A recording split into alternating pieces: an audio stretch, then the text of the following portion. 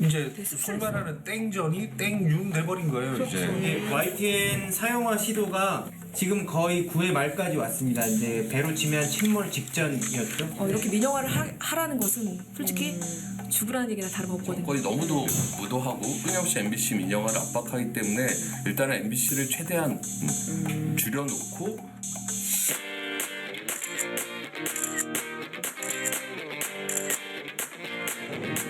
감사원이 열고 검찰이 받고 그렇죠. 소송으로 이제 괴롭히는 거의 탈탈 털기식의 그러니까 돈줄을 끊는 방 기존의 경영 체제에 이제 다 흠집을 내는 그런 방식.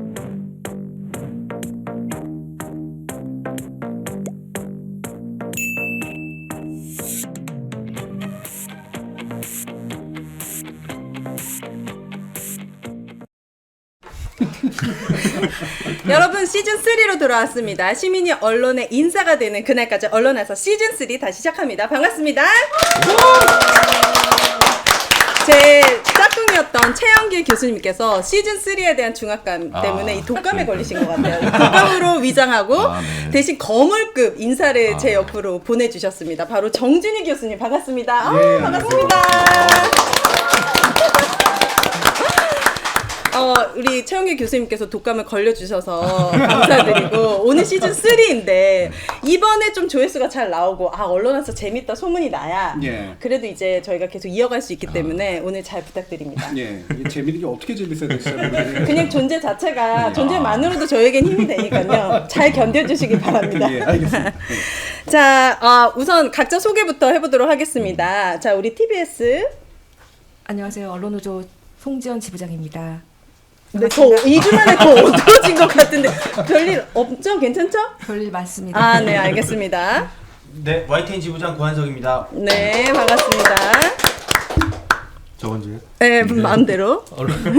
언론노조 KBS 본부 비상대책위원장 강성원입니다. 네. 네, 언론노조 MBC 본부 본부장 이호찬입니다. 새해 복 많이 받으십시오. 네. 더 자신 있게 말씀하세요. 새해 복 많이 받으십시오. 교수님, 저희 이제 언론화사 사실 시즌 대망이 3예요. 예. 혹시 보신 적이 있으신가요? 언론화사? 사실은 이거 만들 때 최영길 교수님이 네. 같이 하자고. 아. 예, 그래가지고 제가 같이 하면 안 되는 이유로 길게 써가지고 보냈었거든요. 왜요? 왜? 그 이유를 좀 심플하게 한 줄 저 때문이에요? 아니, 누가 나오는지도 아직 결정이 안 됐어요.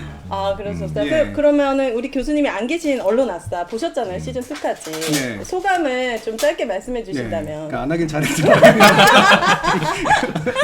이 10회 소생해 주시러 온 거잖아요. 필요하다 느꼈죠? 본인의 아니, 손길이. 이 프로그램이 뭐 네. 예를 들어 이래서 저래서 이런 게 아니라 네. 제가 이제 사실은 제가 안 하는 게 낫겠다라고 이제 얘기한 이유가 네. 주체가 누구냐가 되게 명확해야 된다는 얘기였거든요. 이게 언론 노조가 됐건 민원연이 됐건 또는 뭐 오마이 TV가 됐건 네. 누가 호스트고 누가 게스트인지 누가 스피커고 누가 들어야 하는지 이 부분이 되게 명확해야 된다. 네. 예, 근데 제가 이렇게 나오면 내가 예를 들면은 언론 노조를 대신하는 거냐, 민원연을 대신하는 거냐, 이제 이 부분에서 불명확해진다. 네. 네, 이런 이제 의견을 드렸었던 거예요. 우리 최영기 교수님은 누구를 대표해서 시즌 2까지 오셨던 최영기 걸까요? 교수님은 이제 민원연을 민원연. 민원연을. 민원연과 언론 노조의 연대를 이제 의미하잖아요. 그러면. 예. 근데 저는 이제 게스트거든요, 사실은. 이게 뭐 언론 학자라고 얘기할 수는 있겠지만, 네. 그래서 어떤 자격으로 누가 어떤 입으로 얘기하느냐, 이게 되게 중요하다. 저는 이제 그렇게 얘기를 드렸던 거예요. 그럼 오늘은 언론 학자로서 예, 그렇습니다. 나오셨군요. 네. 어쨌든 환영합니다. 네. 자, 우리 2주 동안 사실 언론 뉴스가 굉장히 많이 있었어요. 그래서 우리 큰 티분들 2주 동안 어떻게 지냈는지 정말 궁금한데 각자 어떤 일들이 있었는지 네 분 차례대로 전해 주시면 좋을 것 같습니다. 정하는 건가요? 저는? 감사합니다. 전해 주시면 좋을 것 같습니다. 자, KBS부터 브리핑 시작해 주시죠. 네, 이거 저기 뭐 방송용으로 하라고 하셔가지고. 좋습니다. 자, 국민권익위원회가 지난해 10월 KBS 박민 사장이 언론사에 재직할 당시 자문료 명목으로 매월 500만 원씩 3개월간 총 1,500만 원을 수수했다는 공익신고를 접수해 조사를 진행해 왔는데요. 국민권익위원회가 박 사장의 금품 수수는 청탁금지법상 수수금지 예외사항인 정당한 권한에 해당하며 따라서 청탁금지법을 위반했다고 보기 어렵다며 사건을 종결 처리했습니다. 이 방송용이 아니라 완전히 적어주신 방송용으로 비유라고 하셔서 뭐냐면 권익위원회에 저희가 그 박민 사장 그 문화일보 재직 당시에 500만 원씩 세 차례 1,500만 원을 수수한 걸 이제 청탁금지법 위반으로 고발을 했습니다. 그 청문회 네. 전에 네. 작년 10월이었고요. 근데 이걸 최근에 지금 이제 김홍일 전 위원장이 방통위로 옮겨가고 사실상 부재 중이에요. 그 전승윤 부위원장과 대행 체제로 지금 가고 있는 상황에서 그것도 매우 기습적으로 이게 정식적인 그 브리핑이 아니라 전 뭐 공식적이긴 한데 그 이 브리핑이라고 예, 그 이제 그 권익위원회가 녹화해서 이렇게 올려두면 이렇게 각 언론사가 필요한 경우에 이렇게 받아서 사용하는 그런 네. 또 저녁 6시에 기습적으로 이렇게 발표를 해버렸단 말이죠. 근데 그 조사 과정 같은 것들을 좀 세밀하게 들여다봤더니 제대로 이루어진 것 같지는 않아요. 그러니까 그 일지라는 것들만 확인하고 실제로 그러면 제공했다는 그 리포트, 자문의 대가 네. 그게 핵심인데 네. 그런 것들의 본질에 대한 접근에 대한 노력 매우 부족했다. 그리고 결국에는 그 위원장이 부재인 상황에 이렇게 급하게 이렇게 처리해버리고 그래서 저희가 이제 재고발을 할 수 있다. 그래서 재고발을 하려고 하는데 오늘 또 마침 권익위원장을 또 지명을 했어요. 맞아요. 동문이시더라고요. 서울대법대. 그러니까요. 그래서 네. 이건 뭐 또 재고발 해봐야 결국에는 이게 지금 똑같은 법이라고 하더라도 누군가에게는 상당히 엄격하게 적용을 하고 또 누군가에게는 지금 예외가 되는 이런 것들이 너무나 많이 일어나고 있지 않습니까? 그래서 조금 더 법리적으로 저희가 조금 더 검토를 좀 해봐야 될 것 같아요. 네. 그러니까 500만 재고발에 원을 어떤 대해서. 대가로 받았는지를 명확하게 조사를 안 한 다음에 그냥 안 한 거죠. 네. 안 한 거죠. 이건. 좋습니다. 자, YTN. 네. 유일인 방송통신심의위원회 위원장이 가족과 지인을 동원해 뉴스타파 인용보도 심의를 요청하는 민원을 청구한 의혹이 제기됐습니다. 그런데 YTN 내부 관계자들이 청구 민원에 가담한 것으로 알려졌고요.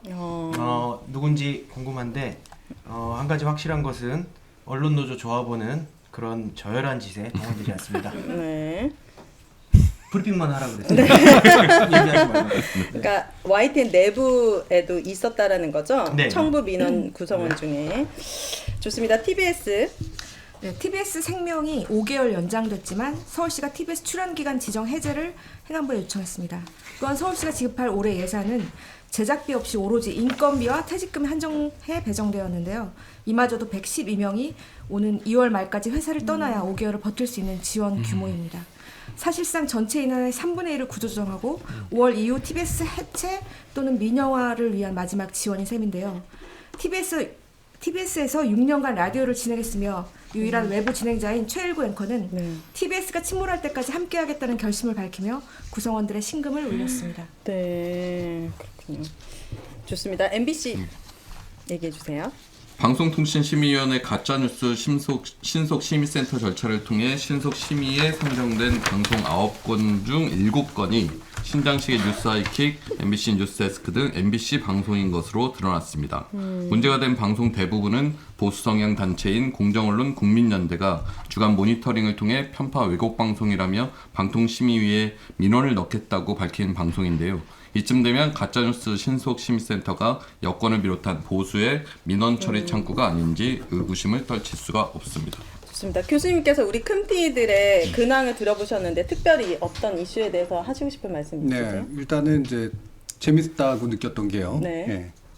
다 끝나자마자 좋습니다. 되게 좋은 거 아닌데. 네, 죄송합니다. 네. 그러니까 잘 들었다 뭐 이런 네. 아마 의미로 하신 것 같은데. 진행에 대한 반성합니다. 역시 네. 아니, 역시 이게 진행자로서의 딴지를 걸고 그러는 게 아니라. 100분 토론은 진행자가 다릅니다. 네. 그러니까 이게 다 안 좋은 이야기인데 이 안 좋은 이야기 계속 되잖아요. 그러니까 브리핑할 게 안 좋을 것들만 계속 브리핑해야 되는 상황이 되게 안타까운데 네. 일단 좀 짚어봐야 될 게 있어요. 하나는 저 궁금한 건데 같은 노조 언론 노조원은 아니다. 다른 뭐 쪽에 이제 계신 분인 것 같다. 이런 건데 본질적으로 이런 식의 심의를 하는 게 문제라고 보세요? 아니면 애초에 이렇게 뭔가 이렇게 약간 이상한 고리가 생겨 있는 게 문제라고 보시는 거예요? 이런 질문을 최근에 저도 받았던 것 같아요. 네. 뭐냐면 같은 조합원한테 받았는데 우리도 뭐 YTN 민영화 막아달라고 하면서 이렇게 뭐 이런 뭐 투표도 하고 네. 어디 온라인 포레도 참석하고 참여하고 그러지 않느냐 그거랑 뭐가 다르냐 뭐 그렇게 얘기를 하더라고요. 근데 기본적으로 이게 수단과 목적이라는 두 가지 측면에서 보면 기본적으로 지금 방심위에서 진행되는 거는 목적이 분명하고 그 목적이 너무나도 불이한 거잖아요.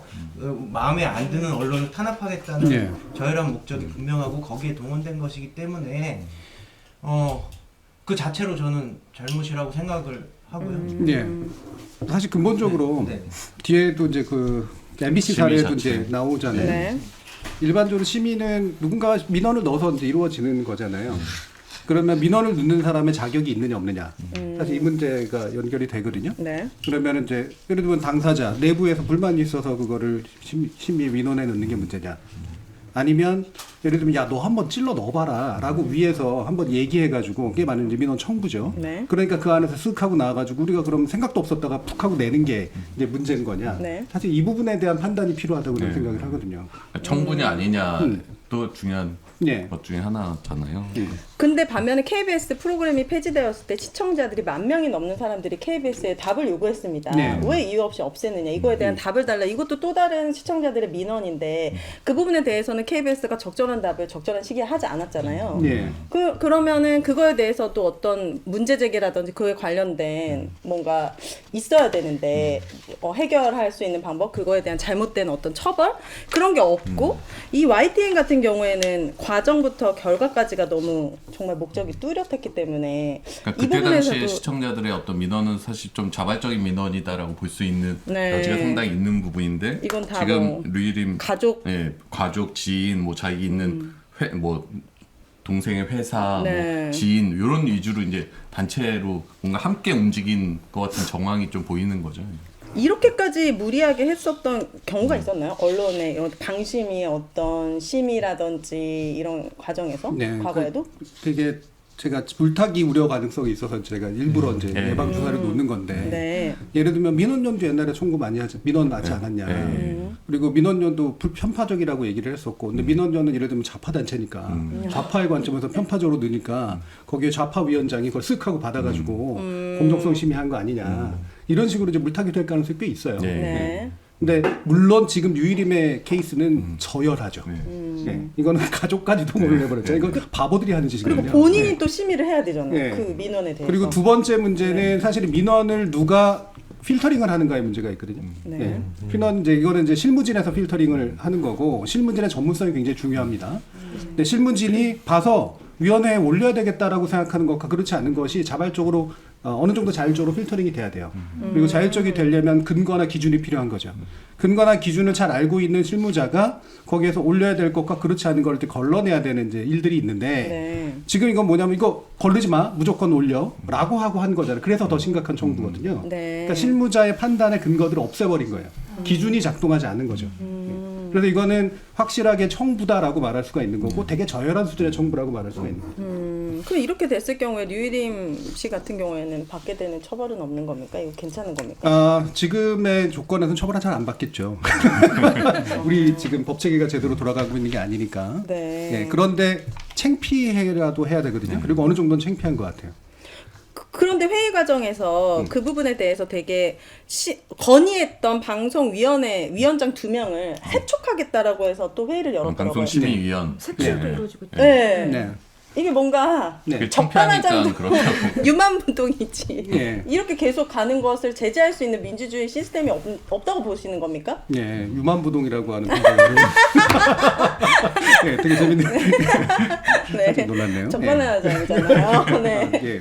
근데 여기서 이제 저는 또 생각이 드는 게, 네. 그러니까 물론 이제 유일임이 문제 삼아야 되고, 이거는 사실은 도덕적으로 윤리적으로 문제가 생긴 거기 때문에 직업윤리 이상의 문제이기 때문에 사실은 물러나야 돼요. 예. 근데 이제 지금의 정부의 특징이나 이게 뭐 오만할 뿐더러 뻔뻔하기가 이를 데 없으니까 네. 그 뻔뻔함이 작동하고 있는 거잖아요. 네. 그래서 일단 그건 접는다고 치고. 근데 아까 이제 KBS 문제하고도 연관이 되는 박민 같은 케이스도 네. 저는 더 문제는 이게 권익위가 뭘 근거로 이런 판단했냐 안 했냐 이 문제도 있지만 보통 이제 그 이를테면 지난 정부라든가 이런 데서 다른 종류의 사장이 이와 같은 논란거리가 됐다 그러면 증폭이 엄청 됐을 거예요. 되게 논란이 되고 증폭이 되고 그럼 내부에서 꿈찔해가지고 내부에서 예를 들면은 이 사장을 지지하는 사람조차도 야 쪽팔린 거 좀 있는 거 아니야? 이러면서 술렁술렁 네. 이렇게 됐을 거라는 거죠. KBS 지금 분위기 안 그런 것 같은데 네. 논란이나 증폭이 안 돼요. 뭐냐 이유가 뭐냐? 네. 사람들이 뻔뻔함에 익숙해진 거냐? 저는 이게 이제 우리나라 신문 언론 지역의 문제라고 보거든요. 네. 이게 신문 언론이 방송 언론을 그렇게 강력한 건 아니지만 네. 신문과 종편이 같이 결합하면서 물론 굉장히 세진 것도 있고요. 이들이 논란을 논란화시키고 증폭하는 데 굉장한 기여를 하거든요. 특히 지상파나 공영방송이 자기들이 원하는 데가 아닐 때는 네. 논란과 증폭을 되게 잘 시킵니다. 근데 지금 상태에서는 완전히 싹 없애버리죠. 미디어 오늘 정도만 얘기하고 있는 건데. 이 차이가 굉장히 커요. 아마 이따가도 이제 기울어진 거 얘기를 할 텐데 네. 그 부분에 대한 문제가 좀 더 많이 고민되고 지적돼야 될 필요가 있는 것 같아요. 증폭의 방식. 예. 내부가 흔들려야 되거든요. 사실 이러면. 네, 좋습니다. 역시 정준희 교수님이 오시니까 이게 뭐 이게 얘기가 끊이지를 않네요. 지금 이제 댓글에도 오윤혜님 옆에 잘생긴 남자분이 있다고 너무 긴장한 사람인지라 어쩔 수 없습니다. 그리고 많은 분들 시즌 3 하네요. 너무 많은 분들 와주셨습니다. 자, 그렇다면 오늘의 메인 토크로 넘어가 보도록 하겠습니다. 오늘의 주제는 바로 2024 신년 특집 위기의 공영방송 팩폭 솔루션입니다. 자, 4명의 공영방송 노조 위원장들과 우리 교수님 각사의 위기 상황에 대해서 진단을 해보고 솔루션을 찾아가는 시간인데 이름하여 위기의 공영방송 팩폭 솔루션 저희가 6개의 키워드를 준비했는데요. 하나씩 열어가면서 심도 있는 논의를 진행해 보도록 하겠습니다. 첫 번째 키워드는 윤석열의 변심, 흑심에 관련된 키워드입니다. 자, 기자들과 자주 만나고 스킨십 하겠다고 하면서 사실 용산으로 옮겼습니다. 지금 용산 사는 제 친구는 매일매일 진짜 너무 큰 스트레스를 받고 있거든요. 이거 굉장히 그 용산 주민들한테 민폐거든요. 그럼에도 불구하고 지금 도어 스태핑 안 한 지가 꽤 됐습니다. 그러면 윤 대통령은 언론관이 변한 건지 아니면 이거 계속 계산되고 있다가 언젠가 한번 막 시원하게 해주겠다. 뭐 어떤 이유 때문에 이렇게 말을 손바닥 뒤집듯이 바꾸는 건가요? 네. 일단은 윤 대통령은 언론관을 제대로 얘기한 적이 없어요. 후보 시절에. 왜? 아, 그래요? 기자들을 만나서 제대로 토론을 하거나 네. 토론에 제대로 나오질 않았거든요. 예. 질문에 답을 한 적이 없고 질문이 던져진 적도 없습니다. 근데 한 번 언론관이 이제 나왔던 적이 있는데 그때가 이제 그 당시 후보 시절에 김건희 씨에 관련된 의혹이 제기됐을 때 네. 언론들이 이제 막 득달같이 이제 그 당시 일부 보도가 있었잖아요. 그랬더니 이제 딱 찍어가지고 이제 그 언론 노조를 일종의 좌파선 동기부로 이제 지명하는 그런 발언을 했죠. 후보 시절에요? 예, 후보 시절 한 이틀인가 남겨놓고 이제 아마 네. 그런 발언을 했던 거로 기억을 하는데 이게 이제 거기서 바로 언론관이 나온 거죠. 예, 그러니까 나를 그리고 뭐 그 전에 잠깐 나왔던 게 뭐냐면 메이저야 아니야 뭐 이런 식의 발언이 잠깐 나왔죠. MBC 때 네. 매니저였죠. 예. 근데 이제 MBC 메이저 그러니까 마이너 언론이 그때 예. 문제 제기했다고 이런 표현을 써가면서 써봤죠. 와. 그래서 마이너 아니야 메이저야인데 메이저인데 MBC 같은데 메이저 얘는 좌파네 이제 이렇게 된 거예요. 그래서 이 두 가지가 언론 간의 일단을 보여주는 방식이었다. 네. 관이라고 말하기도 좀 그렇지만 그 시각이 일부 드러났거든요. 네. 근데 이제 아직은 이제 막 인수위 시절에 그때 천막 찾아가가지고 얘기했잖아요. 김치찌개 얘기. 네. 이번에 또 했잖아요. 아, 그래요? 예. 김치찌개? 김치찌개 이번엔 자주 만들어서 많이 좀 먹자 이런 얘기를 김치찌개 왜 이렇게 좋아하시는지 지금 모르겠는데. 김치찌개 먹을 때입니까 지금? 예. 근데 거기서 나타나는 게 뭐냐? 술 한잔 할 대상으로 보는 거예요 언론은. 예, 술 한잔 해서 형님하고 하는 거 이런 건 되게 좋아하는 분이라는 거죠. 네. 검찰 시절에 대체로 그렇게 언론을 다뤘겠죠. 그거 외에 언론관이 없는 분이에요. 그럼 본인이 없다고 하더라도 주변에 그래도 이제 조언이라든지 그래도 얘기해줄 사람이 없습니까? 계속 쫓아냈잖아요. 그럼 더 좋게 바뀔 가능성이 주변에서는 오히려 그 처음에 이제 도어 스태핑 뭐 출근길 문답이 계속 이어지면서 오히려 그 대통령실 직원들이 약간 불안해하는 분위기가 실수할까 있었죠. 봐. 예. 그러니까 대통령이 이렇게 언론과 가까이서 그냥 아무 각본 없이 소통해본 경험도 없고 검찰에서 언론을 대할 때 상황과 좀 다르니까 네. 그런 거에 대해서 되게 조마조마하는 분위기들이 있었고 사실 설화도 몇 번 있었고 그게 이제 쌓이다 보니까 그때 이제 MBC 기자가 질문한 거를 큐거리 삼아서 아예 중단을 시켜버린 거죠. 근데 과거에도 언론 탄압은 사실 없다고 할 수 없었잖아요. 많이 있었는데 지금 현 정권과 비교했을 때 뭐가 다른 지점이라고 보시는 거예요? 저는 언론 탄압이라고 생각 안 할 거라고 생각해요. 아, 본인은? 예, 본인은. 그럼 이건 뭐예요? 예. 이거는 이제 사법권의 행사죠.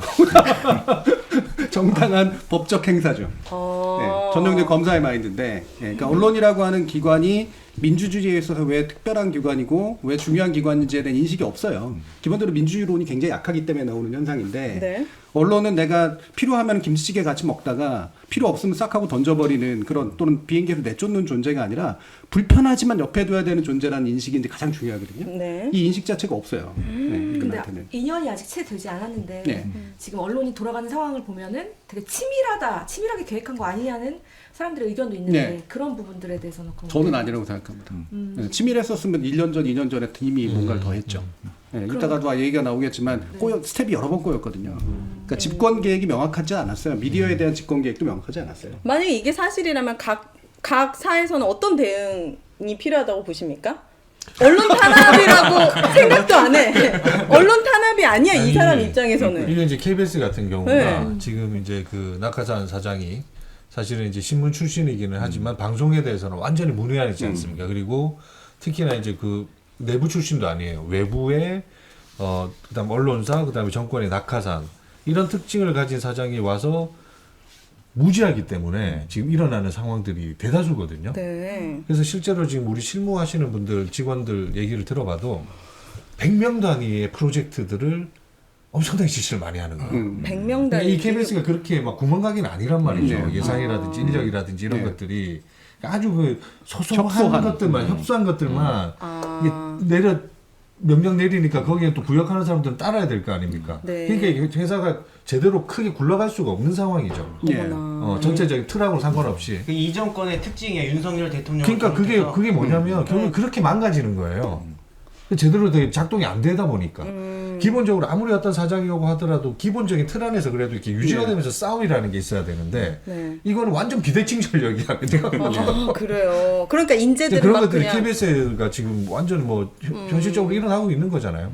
모르는 무지의 경영인진이 와서 자기는 그게 그냥 사장놀이 하는 거예요. 그렇죠. 네. 사장놀이 하는 거야. 아침에 뭐 내리면은 뭐 문 열어주지, 뭐 그 앞에 줄 도열해서 인사하지. 언제 그런 대우 받아보면서 살았겠어요, 그 사람이. 네. 그러니까 제가 좀 망가지는 거에 대한 우려 자체가 없는 네. 것 같아요. 다른 데서도 얘기한 적이 있는데 지금 이 정부와 그 정부의 뒤에서 이제 뭔가 자리를 찾아가서 내려온 낙하산들은 이 정부의 방식으로 철학을 공영방송을 통해서 구현했다는 생각조차 없어요.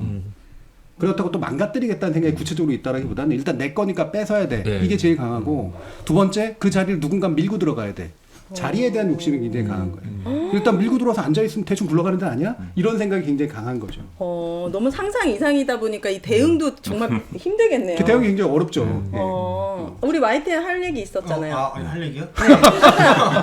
네. 아니 생겼어요. 이제 윤석열 정부에서 새로운 국정 철학이 생겨서 제가 그거 소개시켜드리려고 했는데 뭐죠? 따뜻한 국가라고 그 변진섭 씨의 우리의 사랑이 필요한 거죠라는 노래를 듣고 윤석열 대통령께서 네. 불현듯 따뜻한 국가를 만들어야 되겠다고 이렇게 결심을 하셨다고 합니다. 아, 그거 말씀드리려고. 따뜻한 국가. 그래서 너무 뜬금없어요. 그러니까 본인들이 무슨 얘기를 하는지를 몰라요. 이 상황에 필요한 얘기인가 그 지금. 뭐라 그랬죠? 그 보유세 깎아주는. 가진 사람들한테 세금을 더 거두면 서민들이 죽어나겠어요. 무슨 논리인지를 모르겠어요. 방금 그 같은 발언도 저는 짐작컨대는 노래 듣고 생각하지는 않았을 거고요. 누군가 가르쳐 주긴 했을 거예요. 용어를. 따뜻한 보수라든가 이런 거 이미 한때 쓰였던 말. 네. 지금 너무 냉정해 보이고 너무 좀 세 보이니까 좀 온화한 모습을 해야 됩니다. 보수도 온화할 수 있다는 걸 보여주십시오. 아마 얘기했겠죠. 네. 이걸 자기 언어로 만들고 싶으니까 노래로 이제 갖다 붙이고 변진섭. 그 얘기를 한 건데 네. 따뜻한 보수가 해야 될 걸 안 하는 거죠, 이제 근데. 그렇네. 자, 좋습니다. 그렇다면 두 번째 키워드로 넘어가 보도록 하겠습니다. 바로 두 번째 키워드는 도미노입니다. 윤 정권 출범 후에 공영방송의 첫 타깃이 어디였냐면 바로 TBS였습니다. 그런데 왜 TBS였을까 한번 고민해보면 좋을 것 같은데요. 왜 TBS였을 거라고 생각하십니까? 7자로 말할 수 있을 것 같습니다. 7자로? 네. 김어준의 뉴스공장. 8자인데. 8자네. 숫자 약해요. 저기 작가님 아니세요? 조사를 빼고 이제 체험만을 가지고 숫자를 하시는군요. 약해요. 수학을 못해요. 네. 뉴스공장. 네. 자, TBS 사태가 굉장히 거셌을 때 시민들의 반응은 아니 그래도 얘기하는 거 같아. 얘기해 주세요. 네. 아마 김어준에 대한 네. 어떤 강력한 예를 들어서 그 뭐라고 하지 좌파의 선봉자 중에서 가장 강력한 거는 아무래도 정준이라고 그러면 잠깐 맞으시죠? 네, 네. 김어준이 아닐까라고 생각을 하는데요. 예. 어떻게 보시나요 그때 당시? 물론 상징적으로 그런 것도 있었지만요. 네. 제가 볼 때는 좀 더 중요한 건 정권은 아마 TBS는 그렇게 신경 안 썼을 것 같아요. 예, 서울시죠, 서울시. 예, 서울시 권력이 먼저 넘어간 거고 비슷해요. 지금 그 정권이 넘어갔는데 지배 구조를 못 바꾼 거잖아요. 1년 동안 기다리면서. 네. 예. 그걸 바꾸려고 그렇게 노력을 했는데 못 바꾸고 결국은 바꿀 수 있는 순간이 오면서 몰아친 이제 그런 케이스고 KBS도 역시 마찬가지 이제 그런 케이스고요. 네. 예, 결국에는 서울시의 권력이 넘어가서 그 서울시 의회가 가지고 있는 약간 야만성 이게 시장이 가진 어떤 생각을 넘어서 버린 케이스라고 저는 이제 진단을 하거든요. 예를 들면 시장 같은 경우에 저는 이 정도로 밀어붙일 생각이 있었다고 생각하진 않아요. 왜 자기 도구로 쓰면 좋거든. 네, 맞아. 근데 의회는 자기 도구가 아니란 말이에요. TBS가. 의회 홍보 방송을 해줄 게 아니거든요. 그러니까 시장의 관점에서 요거 어떻게든 갈아 껴서 김어준만 대충 내쫓고 말 잘 듣는 애들 좀 남겨서 옛날식의 관변 방송으로 만들고 싶었는데 의회가 폭주를 해버린 거죠. 의회는 왜 그런 건데요? 의회는 누군가가 다시 또 권력이 바뀌면 다시 돌아올 거라고. 솔직하게 그렇게 얘기했어요. 김어준 또 돌아오게 하고 싶지 않다. 그냥 거기서 바뀌면 다시 바뀔 거고 근데 그 꼴은 못 보겠다. 내가 의회 권력을 쥐고 있을 때 아예 조례 자체를 없애버리겠어. 라는 식으로 폭주를 해버리고. 그럴 권리가 있는 거예요? 권력은 있죠. 근데 저는 궁금한 게 서울시 의회가 개원한 지 얼마 안 돼서 나흘 만인가? 네. 조례안이 나왔단 말이에요. 근데 이거를 의원들이 사실은 갑자기 준비하고 있었죠, 그거는. 네. 어디? 지방의회를 이제 지방선거를 하기 전부터 이제 국민의회에서 준비하고 있었던 거고요. 네. 그 전에는 의회가 비등비등했잖아요. 그렇죠. 네. 아니에요. 9대 1이었습니다. 그러니까 비등비등하다는 게 그러니까 네네. 그쵸. 시장은 저쪽으로 넘어갔어도 네네. 이쪽에서 의회가 이제 막을 수가 있었으니까. 네. 그리고 오세훈 시장은 그 트라우마가 굉장히 강하거든요. 다수파 민주당 의회에 의해서 내가 당하는 거에 대해서는 굉장한 트라우마가 있고 대통령 되고 싶은 사람이기 때문에 처음에는 그거 하려고 하지 않았다고요. 근데 대신 의회가 완전히 다수가 쫙쫙 장악돼 버리니까 준비된 걸 밀고 온 건데 시장하고 얘기가 없어질 거라고 저는 생각하진 않지만 폭주의 정도가 심한 거죠. 중간에 못 멈춘 거예요. 맞아. 지금 이렇게 TBS 사태가 심각해졌을 때 왜 노조를 포함해가지고 현업 언론 단체가 함께 대응하지 못한 가장 큰 이유가 뭐였을까요? 이때 막 다 같이 들고 일어났으면 KBS 방민 없었을 거고, 뭐 이렇게 좀 다 좀 멈췄을 것 같은데. 지금 질문이 네. 달랐을 거다라는 전제를 깔고 있잖아요. 안 저는 달라- 박민 또 왔을 거라고 생각해요. 그럼에도 저항을 불구하고. 했어도. 네. 이들이 자리가 필요한 사람들이 저렇게 늘려 있는데 그 자리 밀고 들어와야죠. 하지만 시민들의 지지는 지금보다 훨씬 더 컸을 수 그 있을 부분이 것 되게 중요하죠. 네. 네, 그래서 저 예리하죠. 예리하게 잘 바꾸네요. 그러니까 이게 지지를 받으면 조금 더 좀 천천히 가든지 명분이 생기는데 이 지지가 지금 많이 못 받고 있잖아요. 그 왜 그랬었습니까? 그때 왜 함께 같이 지금처럼 대응하지 못했던 이유가 뭐예요? 솔직한 이유. 우리 TBS에서 솔직히 이분들의 마음속에 들어가서 대변해 보세요. 왜 못했을까요? 대변하는 게 아니라 뭔가 하고 싶은 얘기가 네. 많으실 것 같은데. 조금 제가 좀 말씀드리기는 좀 그런데 김어준의 뉴스공장에 대한 사실 기성 언론들이 느끼는 어떤 불편함들이 있었어요. 근데 이게 딱 그래서 이게 언론 탄압이라기보다는 뭔가 바로잡는, 그러니까 어떤 언론을 저널리즘을 제대로 세운다는 느낌으로 접근하신 분들이 꽤 있는 것 같아요. 아, 기성 언론인들 중에서. 네, 그러면서 이제 투쟁이 사실은 이게 탄압의 투쟁으로 가는 게 아니라 약간 TBS를 좀 예를 들어 교정, 그러니까 같은 언론 공영방송의 그 줄을 세우지 않고 좀 어떻게 교화의 대상으로 봤다고 해야 되나? 그리고 혹은 김어준의 뉴스공장이 없어졌을 때 다른 방송사가 얻을 반사 이익 정도로 생각했을 가능성이 있다고 저는 그때 느꼈어요. 자, 실제로 MBC 같은 경우에도 반사 이익을 많이 느꼈다고 저는. 휘 위원장님께서 제가 뭘 어떻게 네, 그거는 뭐 저 뒤에서 더 좀 더 네. 얘기하실 것 같고 제가 그냥 약간 더 쉬운 언어로 얘기를 드리면 네. 제가 이제 그때 세미나에서 그런 표현을 썼었어요. 한참 문제가 될 때 김어준 목 잘라다 갖다 바치면 문제가 해결될 거 같냐고. 네. 계속 목 자를 칼이 준비되어 있는데 요 사람 목 자르면은 우리는 살겠지라는 생각이 되게 많았단 말이에요. 네. 특히 이제 여기서 또 한 가지가 나왔던 게 뭐냐면 김어준은 부끄러워했어요. 기존의 그 기성 언론들은 특히나 좀 더 이제 민주적인 지향을 가지고 있다고 생각하는 언론들조차 우리가 지금 정파성에 대해서 여러 가지 혐의들이 이렇게 우리한테 뒤집어 씌워지는데 그 핵심을 김어준 때문이라고 생각을 한 거예요. 그러니까 쉽게 말하면 김어준 너무했잖아. 솔직히 쉴드 쳐주긴 좀 그렇잖아. 그러니까 이 부분은 정리하고 가긴 해야 돼. 그래야 우리의 정당성이 생겨라는 인식이 저는 있었다고 봐요. 있었습니까? 저는 그때 국회에서 기사 쓰고 있어갖고 사실. 회피하지 마십시오. 네, 네.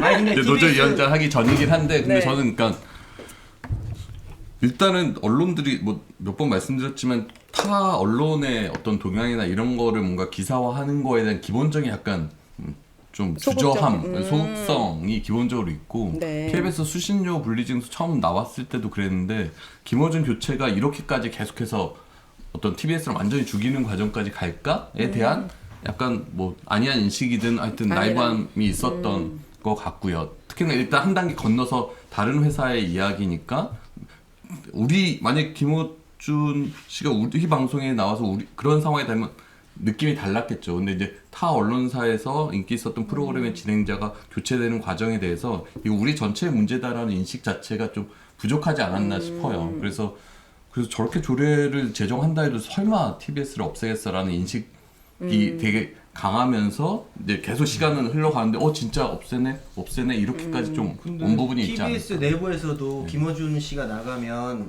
이제 이게 그 폭풍이 잦아들 거다라고 생각을 한 거 아니에요? 네, 그런 사람 그렇죠. 두 가지가 내부와 외부에 다 있었던 네, 거죠. 내부와 외부에 다 있었죠. 네, 그래서 줄탁동시라고 그랬잖아요. 근데 이상한 줄탁동시가 있었죠. 그렇죠. 그러니까 그 당시 언론노조 분위기에서도 적어도 김어준 선에서 좀 뭔가 타협을 보고 TBS 구성원들을 살려주는 방법을 찾아야 되는 거 아니야? 그리고 TBS 내부에서는 예를 들면 그래 요 정도는 우리가 양보해가지고 적어도 생명은 보장받자. 그리고 나서 뒷일을 도모하자. 좋게 말하면 이런 인식이 있으면서 그 두 가지가 만나서 이른바 타협안을 만들기 위해서 여러 번 만났잖아요. 근데 그 타협안이 안 만들어지잖아요. 맞아요.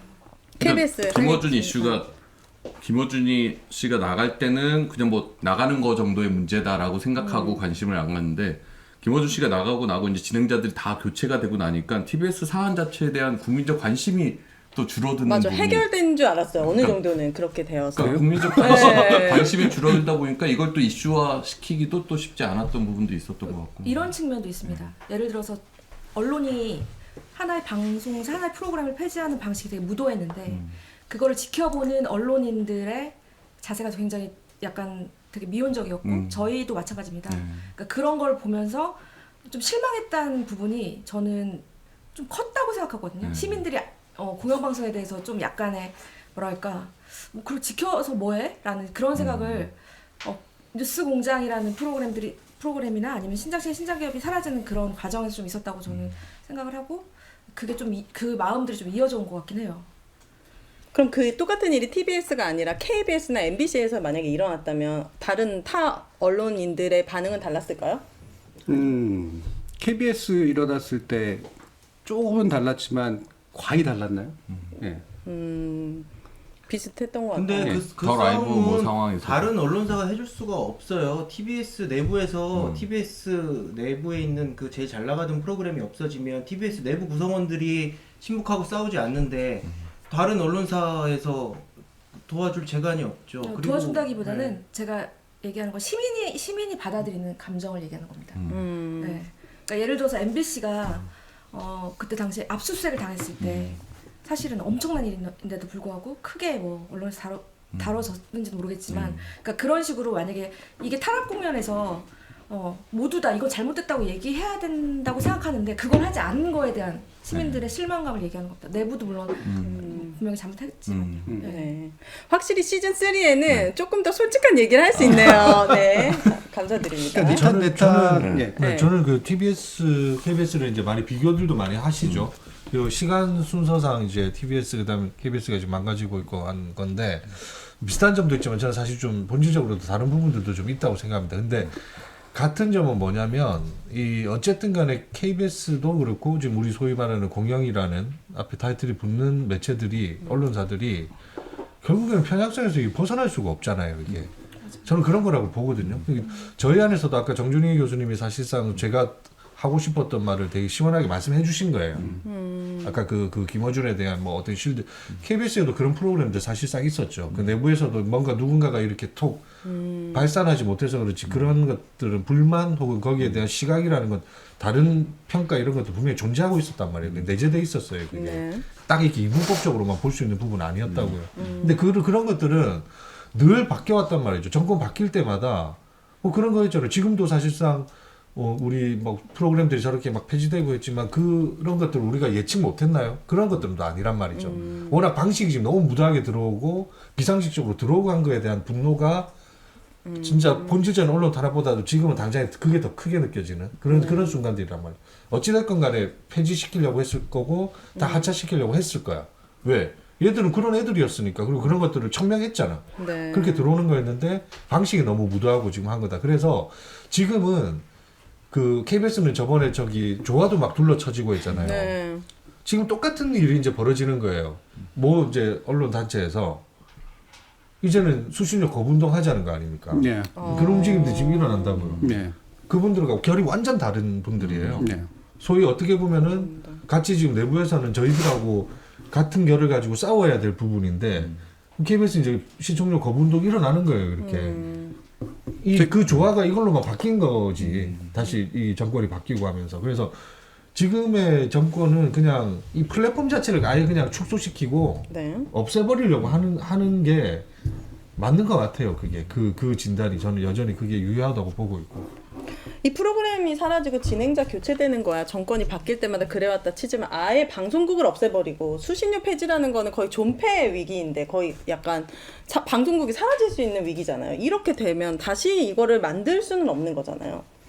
뭐 폐지까지는 아니고 분리징수라고 네, 뭐. 하는 이제 힘 빼기 방식을 이제 쓴 거고요. 여기는 나 이제 돈을 안 주는 거니까 훨씬 더 무도했던 이제 그런 네. 방식이라고 할 수가 있는데 중요한 거는 사실 저쪽이 무도할 수 있었던 이유죠. 예. 이명박 박근혜 때하고 좀 비교해 보시면 이명박이 치고 들어오는 방식은 훨씬 정교했고요. 사실은 훨씬 더 조직된 폭력이 강했어요. 그리고 거기에 대해서 이제 노조가 굉장히 강하게 저항했고 시민도 강하게 연대했죠. 네. 그래도 당했잖아요.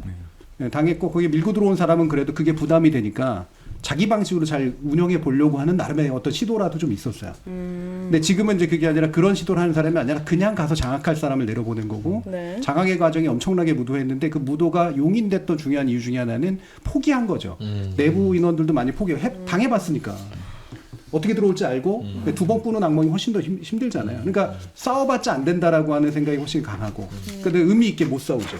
네. 의미 있게 못 싸우니까 시민들은 역시 그래 그럴 줄 알았어 너희들 되게 쉽게 당하는구나. 그래 역시 내가 조금이라도 남겨뒀던 너희들에 대한 미련 내가 거둘게 이런 식으로 이제 가버린 거예요. 네. 아주 급물살을 탄 거죠. 이 무도함이 잘 슬라이드를 탈 수 있는.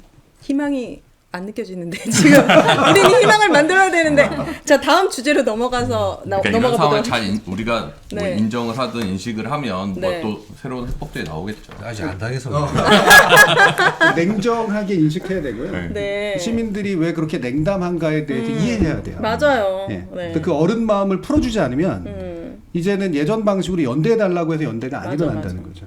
예. 맞습니다. 물론 연대가 가능한지는 별개의 문제지만 일단 시선을 쭉 낮춰서 네. 그 냉담한 마음에 같은 시선을 두고 한번 생각해 볼 필요가 있다는 거예요. 좋습니다. 자, 세 번째 키워드로 넘어가 보도록 하겠습니다.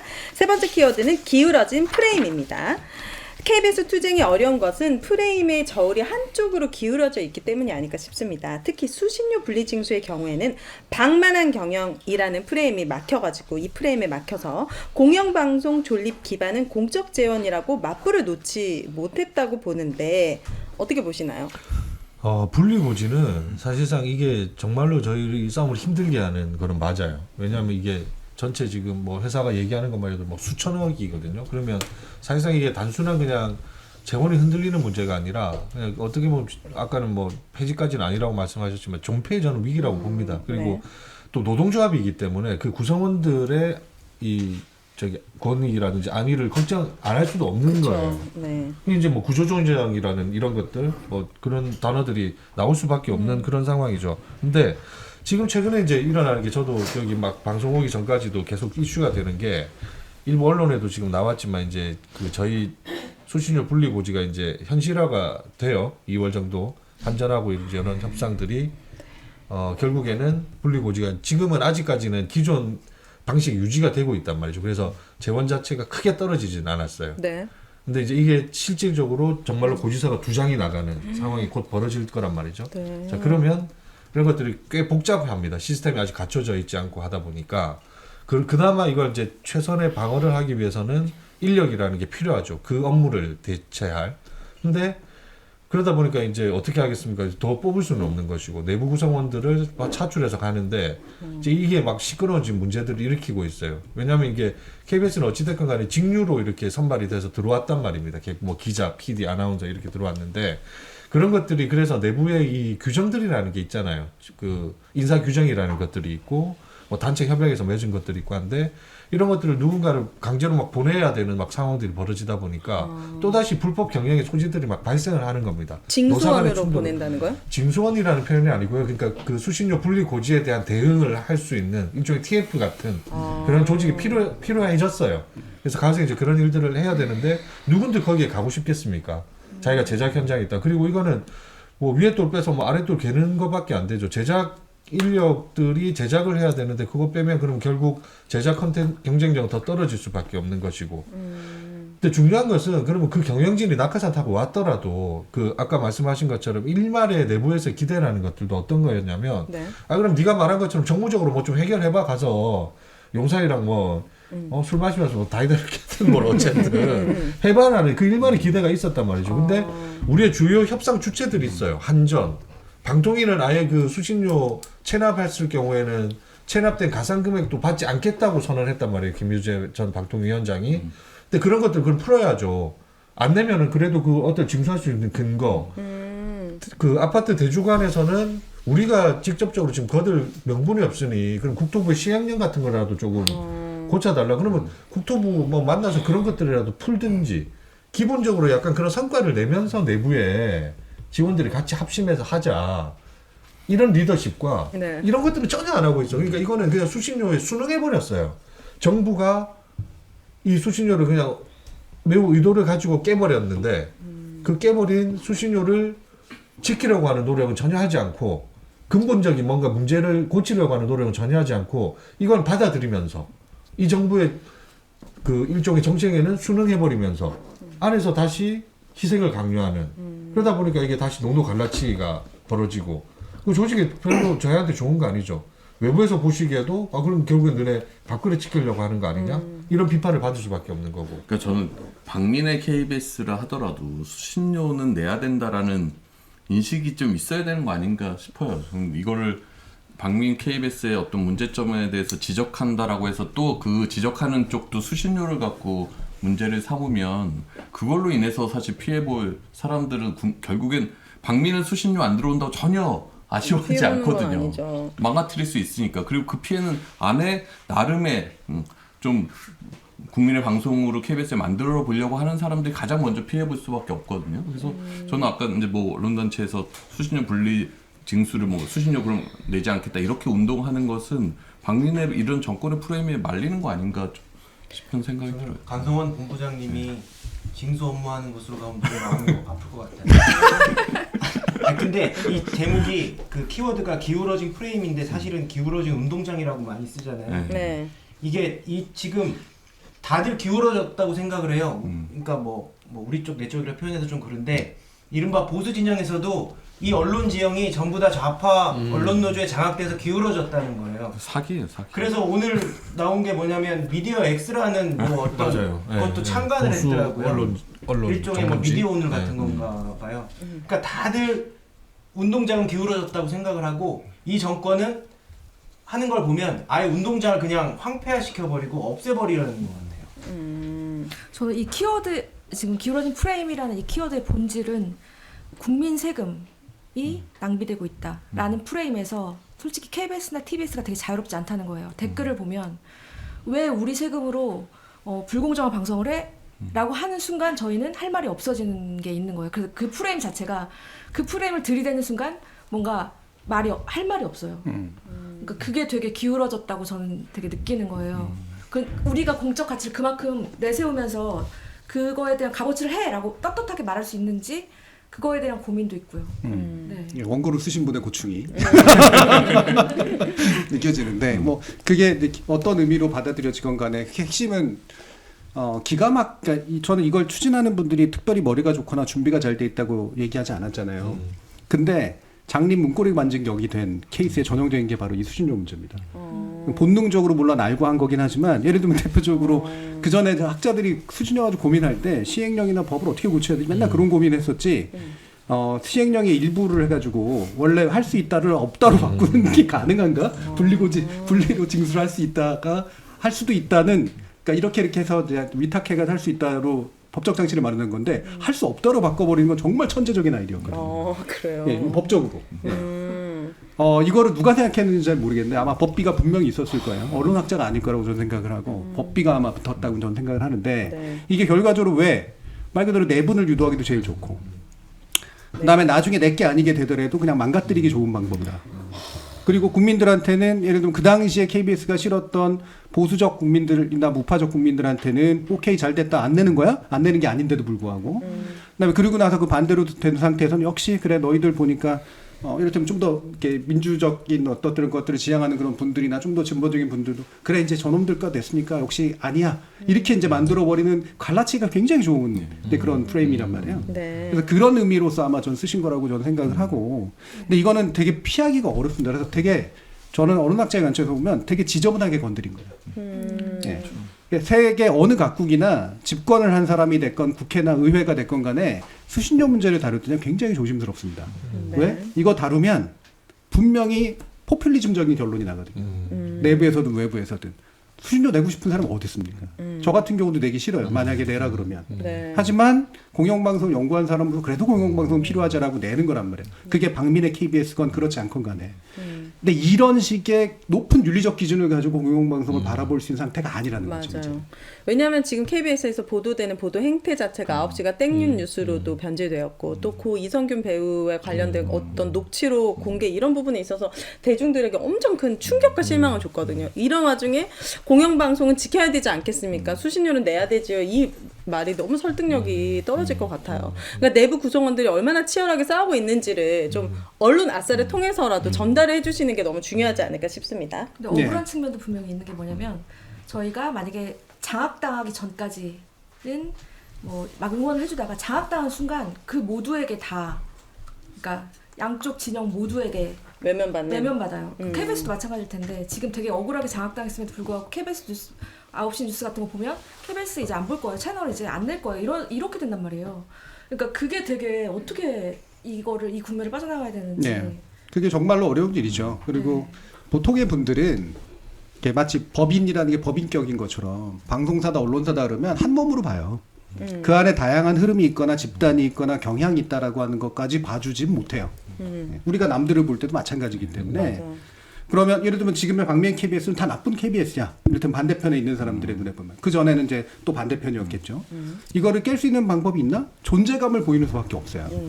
예전에 아마 그나마라도 공영방송에서 지상파에서 뭔가 투쟁에 성공했던 케이스 같은 경우가 뭐냐면 결과적으로 실패했으나 대중들한테는 각인이 됐던 게 굉장히 오래 최장기 파업을 했다라든가 좀 극단적인 투쟁이었지만 그런 것들에서 내부는 소진이 됐지만 어쨌든 외부한테는 쟤네들은 그래도 싸우는 애들이 있구나 이런 걸 보여준 거란 말이에요. 지금 그거를 보여줄 수 있는 장치나 방법이 뭘까? 정상적인 방법은 어려운데 사실 이게 현실적으로 고민이 돼야 돼요. 그래서 과거에 이제 그 박근혜 정부 말기에 별도 방송을 했었잖아요. 안에서 방송을 못 하니까 노조들이. 그래도 뭐 제대로 뉴스 데스크 뭐 이런 거 만들었어요. 그 나왔었어요? 그게 TV로? 유튜브로. 뉴스탑하고 이제 그렇게 그때부터 했었고 해서 맨날 저 광화문 근처에서 시위하는 거 하면서 그 현장에서 이렇게 쫓겨난 아나운서들이 얘기하고 이런 거 했잖아요. 특별한 상황이니까 물론 한 거지만 그런 식으로 뭔가 다른 목소리를 계속해서 내고 있다라고 하는 걸 보여주는 틀이 없으면 저는 이제는 아마 그 우리는 다른 사람들이 있고 노력하는 사람들이 있어를 얘기하기 굉장히 어려울 거라는 거죠. 네, 이 주제와 맞물려서 시민들의 생각은 이라는 키워드 4번째로 넘어가 보도록 하겠습니다. 지난해 정권의 언론 탄압은 거의 공영방송 학살 수준이었다. 그런데 시민들의 호응은 과거보다 더 낫던지 사실 전무합니다. 왜 이렇게 시민 결합은 더딘 것인지에 대한 우리 앞에서 쭉 대화의 주제와 이어지긴 하는데요. 각자 어떻게 느끼고 있으십니까? 아니, 시민들 호응 있어요. 저기 YTN 시민주주운동 와주라에 많이. 1,400명. 1,400분이면 엄청나네요. 네. 제가 오늘 드디어 와주라에 가입 아 오늘 진짜요? 샀습니다. 오늘 숨겨두었던 꽁돈 10만 원? 네, 11만. 11만 8천 엄청난 거금이네요. 20주 샀습니다. 20주. 좋습니다. 감사합니다. 네. 근데 죄송합니다. 너무 늦었어. 시민분들이 계속 그 호응이 없다고 딱히 볼 건 아닌 게 네. 이게 어떻게 하면 도와줄 수 있고 참여할 수 있는가 물어보시는 시민들이 되게 많이 계세요. 네. 그리고 사실은 이게 뭐 정준희 교수님도 계속 많이 말씀하셨는데 그 파업이요. 이게 언론사에서 파업을 들어가야 이제 시민들은 저기 싸우는가 보구나 이렇게 생각하는 경향이 있어요. 하지만 이제 외부로 알릴 수는 없지만 내부에서도 치열하게 뭐 싸우고 있고 이제 이런 뭐 좀 소통하는 채널이 있으면 좋죠. 이제 또 근데 접속자 수가 또 적으니까. 네. 아니 이게 다시 보기를 많이 본다고요. 지금은 255분 함께하고 계시지만 지금 255분에 만족하시는 많이 거예요. 보셨네요. 이 시민들의 참여 저조는 너무 이유가 간단한 거 아니에요? 뭔가 아니 저는 근데 자꾸 우리가 시민 호응이 없다라고 얘기하는 것도 너무 이렇게 빠른 것 같아요. 우리가 판단하는 게. 그래요? 네, 그럼 기다릴 수 시민들 호응하실 있어요? 거다라고. 아니 안 당해요.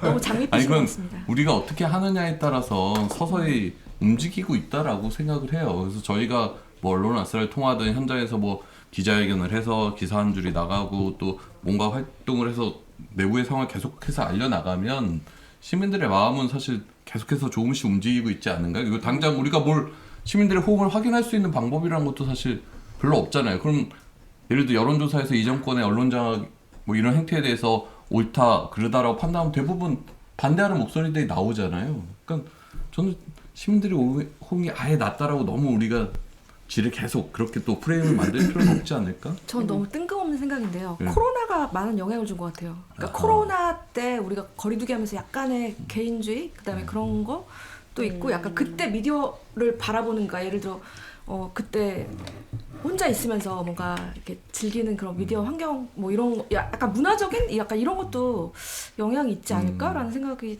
좀 들기도 했거든요. 저는 시민 호응이 낮지 않다고 저도 생각합니다. 왜냐하면 뉴스 아이킥 신장식의 뉴스 아이킥 전체 라디오 청취율 1위고 뉴스타파 후원금 엄청 늘어났거든요. 시민들은 본인들이 지지하고 잘하고 있다라고 응원을 해주고 싶은 언론사에는 오히려 과거보다 더 참여할 수 있는 루트가 많잖아요. 그런데 이제 여기 계신 공영방송에 대한 시민들의 생각은 좀 회의적일 수 있다라는 말씀을 드리는 거거든요. 그러니까 그게 근본적으로는 미디어 환경이 바뀌었기 때문에 자기가 냉담해지는 그 공영방송에서 냉담해지는 마음을 정당하기가 정말 쉽거든요. 솔직히 나 KBS 안 봐. 뭐 MBC도 그냥 한두 개만 봐. YTN 누가 봐? 뭐 이런 식의. 제가 이걸 순서로 얘기한 건 아닙니다. 왜냐면 저 맨날 틀어놓고 보고 있습니다. 그러니까 이렇게 얘기하기가 쉬워요. 사실은 영향을 받는 것도 있고 여러 가지 면에서 그게 더 잘하면 좋은 거라는 사실 모르진 않지만 네. 싫어하기 시작하면 정당화하는 거예요. 안 볼 만한 이유는 충분하니까. 그래서 이거를 붙잡아서 돌려세우기는 근본적으로 굉장히 어렵습니다. 그래서 이거를 근본적으로 뭘 하겠다라는 생각보다는 그럼 현실적으로 뭐가 필요한가라는 건데 사실 TBS가 굉장히 많이 절망스럽잖아요. 그리고 시민들이 완전히 돌린 것 같은 느낌이 들잖아요. 그 이유가 뭐냐면 TBS는 김어준이었기 때문에 그래요. 사람들의 눈에는. TBS에 누가 있고 누가 만들고 해가 아니라 김어준으로 상징이 되기 때문에 무너지기도 되게 쉬운 거예요. 그가 빠지는 순간 그리고 그가 내부에서 거절당했다고 느끼는 순간 다 빠져버리는 거죠. 교수님도 컸습니다. 저는 되게 작았어요. 그렇게까지 크지 않았고 저 같은 경우는 남아있는 분들하고 그래도 끊임없이 뭔가를 하려고 하면서 그렇게 나왔기 때문에 근데 김원주 씨 같은 경우는 이렇게 잘린 것처럼 이제 보이는 거잖아요. 제가 이 이야기를 하는 이유가 뭐냐 이게 되게 위험해요. 근데 기존의 레거시 미디어의 관점에서 보면 레거시 미디어는 누구 하나가 스타가 있는 게 싫거든요. 솔직히 말하면. 그게 조직이 만들어낸 건데 왜 한 명이 저걸 다 가져? 이런 식의 생각이 있고 그리고 그 한 명이 편향적이라는 의심을 받으면 쟤 때문에 우리가 편향적인 의심을 받잖아. 이런 식의 생각을 해요. 맞아요. 네. 과거에는. 근데 지금 같은 미디어 환경에서는요. 퍼스널리티가 엄청나게 중요합니다. 상징적인 인물들이나 상징적인 프로그램이나 뭔가가 있어야 돼요. 이 몇 가지를 기억하거든요. 사람들은. 그래 그 몇 가지가 있어요. 예를 들면 EBS 별로 잘 싸우지도 못하고 EBS 특별히 많이 당하지도 않았거든요. 네. 근데 사람들이 언제나 EBS를 제일 불쌍해. 그래요? 예. 팽수가 있는데? 제일 불쌍해한다는 게 뭐냐면 KBS에서 그래요. 맨날 수신료 빼서 얘네 줘야지 이런 식의 얘기를 한단 말이에요. 어. 물어보면 당신은 뭐 봐요 EBS에 그러면 얘기 잘 못해요. 예, 그냥 몇 개 보는 게 없거든. 네. 그런데도 EBS는 굉장히 뭔가 착해 보이거든요. 그렇구나. 언더독 효과도 있어요. KBS는 뭔가 이렇게 돈 많은 형 같고 얘는 되게 조금 뭐 300원 받는다며 뭐 이러면서 이제 불쌍해 보인단 말이에요. 네. 근데 그래도 EBS가 가지고 있는 전반적인 이미지가 공영방송적이니까 그래도 그거 하나 지켜줘야지라든가 이런 식의 생각이 굉장히 강합니다. 네. 즉 이런 게 대중들이 가지게 된 되게 구체적인 인식이라는 거예요. 그래서 지금은 싸우더라도 예를 들면 제가 이런 말하면 되게 죄송하지만 MBC에서 장인수 기자의 가지는 상징이 있거든요. MBC 내부에서 장인수 기자가 반드시 MBC를 대표하는 사람은 아닐 수도 있어요. 네. 그리고 스스로 내부에서는 다 못 품을 수도 있고 나가는 개인적인 결정도 있지만 사람들의 눈에 뭐가 MBC조차도 장인수를 내쫓아? 이렇게 되는 거예요. 현실은 그게 아닌데도 불구하고. 즉 이 안에 내가 시민들하고 소통할 수 있는 상징적인 인간 프로그램 뭐 몇 개를 쥐고 있을 것이냐. 이게 되게 중요하거든요. 네. 근데 이게 거의 사라지고 있죠. KBS는 사실 몇 개 없었거든요. 근데 이를테면 최경영이 나가고 뭐 주진우 기자를 별로 좋아하지 않지만 사람들이 그래도 같이 잘렸다 이렇게 대놓고 뭐 얘기하셨네. 이런 거. 예. 왜냐면 그건 되게 대중들의 반응들이 약간씩 달랐으니까. 네. 근데 뭐 홍사훈 기자가 이제 결국 나갔네. 그럼 이유는 여러 가지가 있을 수 있지만 사람들한테 KBS는 그래서 이제 볼 게 없어 이렇게 되는 거예요. 이게 내부에서는 판단하고 막 이렇게 참 민감한 그런 문제임에도 불구하고 대중들의 인식이 무엇을 중심으로 이루어지는가에 대해 현실적으로 고민할 필요가 있다는 거예요. 그럼 만약에 MBC 라디오에 신장식이 나가면은 갑자기 또 MBC에 대한 시선이 달라질 수 있겠네요. 달라지죠. 그럴 수 상당히 달라지죠. 네. 그거는 이 시대에 좀 필요한 부분이다. 라는 말씀인 거예요? 그러니까 거기에 대해서 그러니까 내부에서는 이게 예를 들면 신장식의 뉴스아이킥이 네. 약간씩은 예를 들면은 우리가 생각하는 것보다는 좀 더 편향적이라든가 왜 굳이 저렇게 해? 방심에 걸릴 일들을 왜 해? 이렇게 얘기한단 말이야. 네. 사실 뭐 그렇지 그러니까 예를 들면 좀 더 조심하는 것도 괜찮다고 보고요.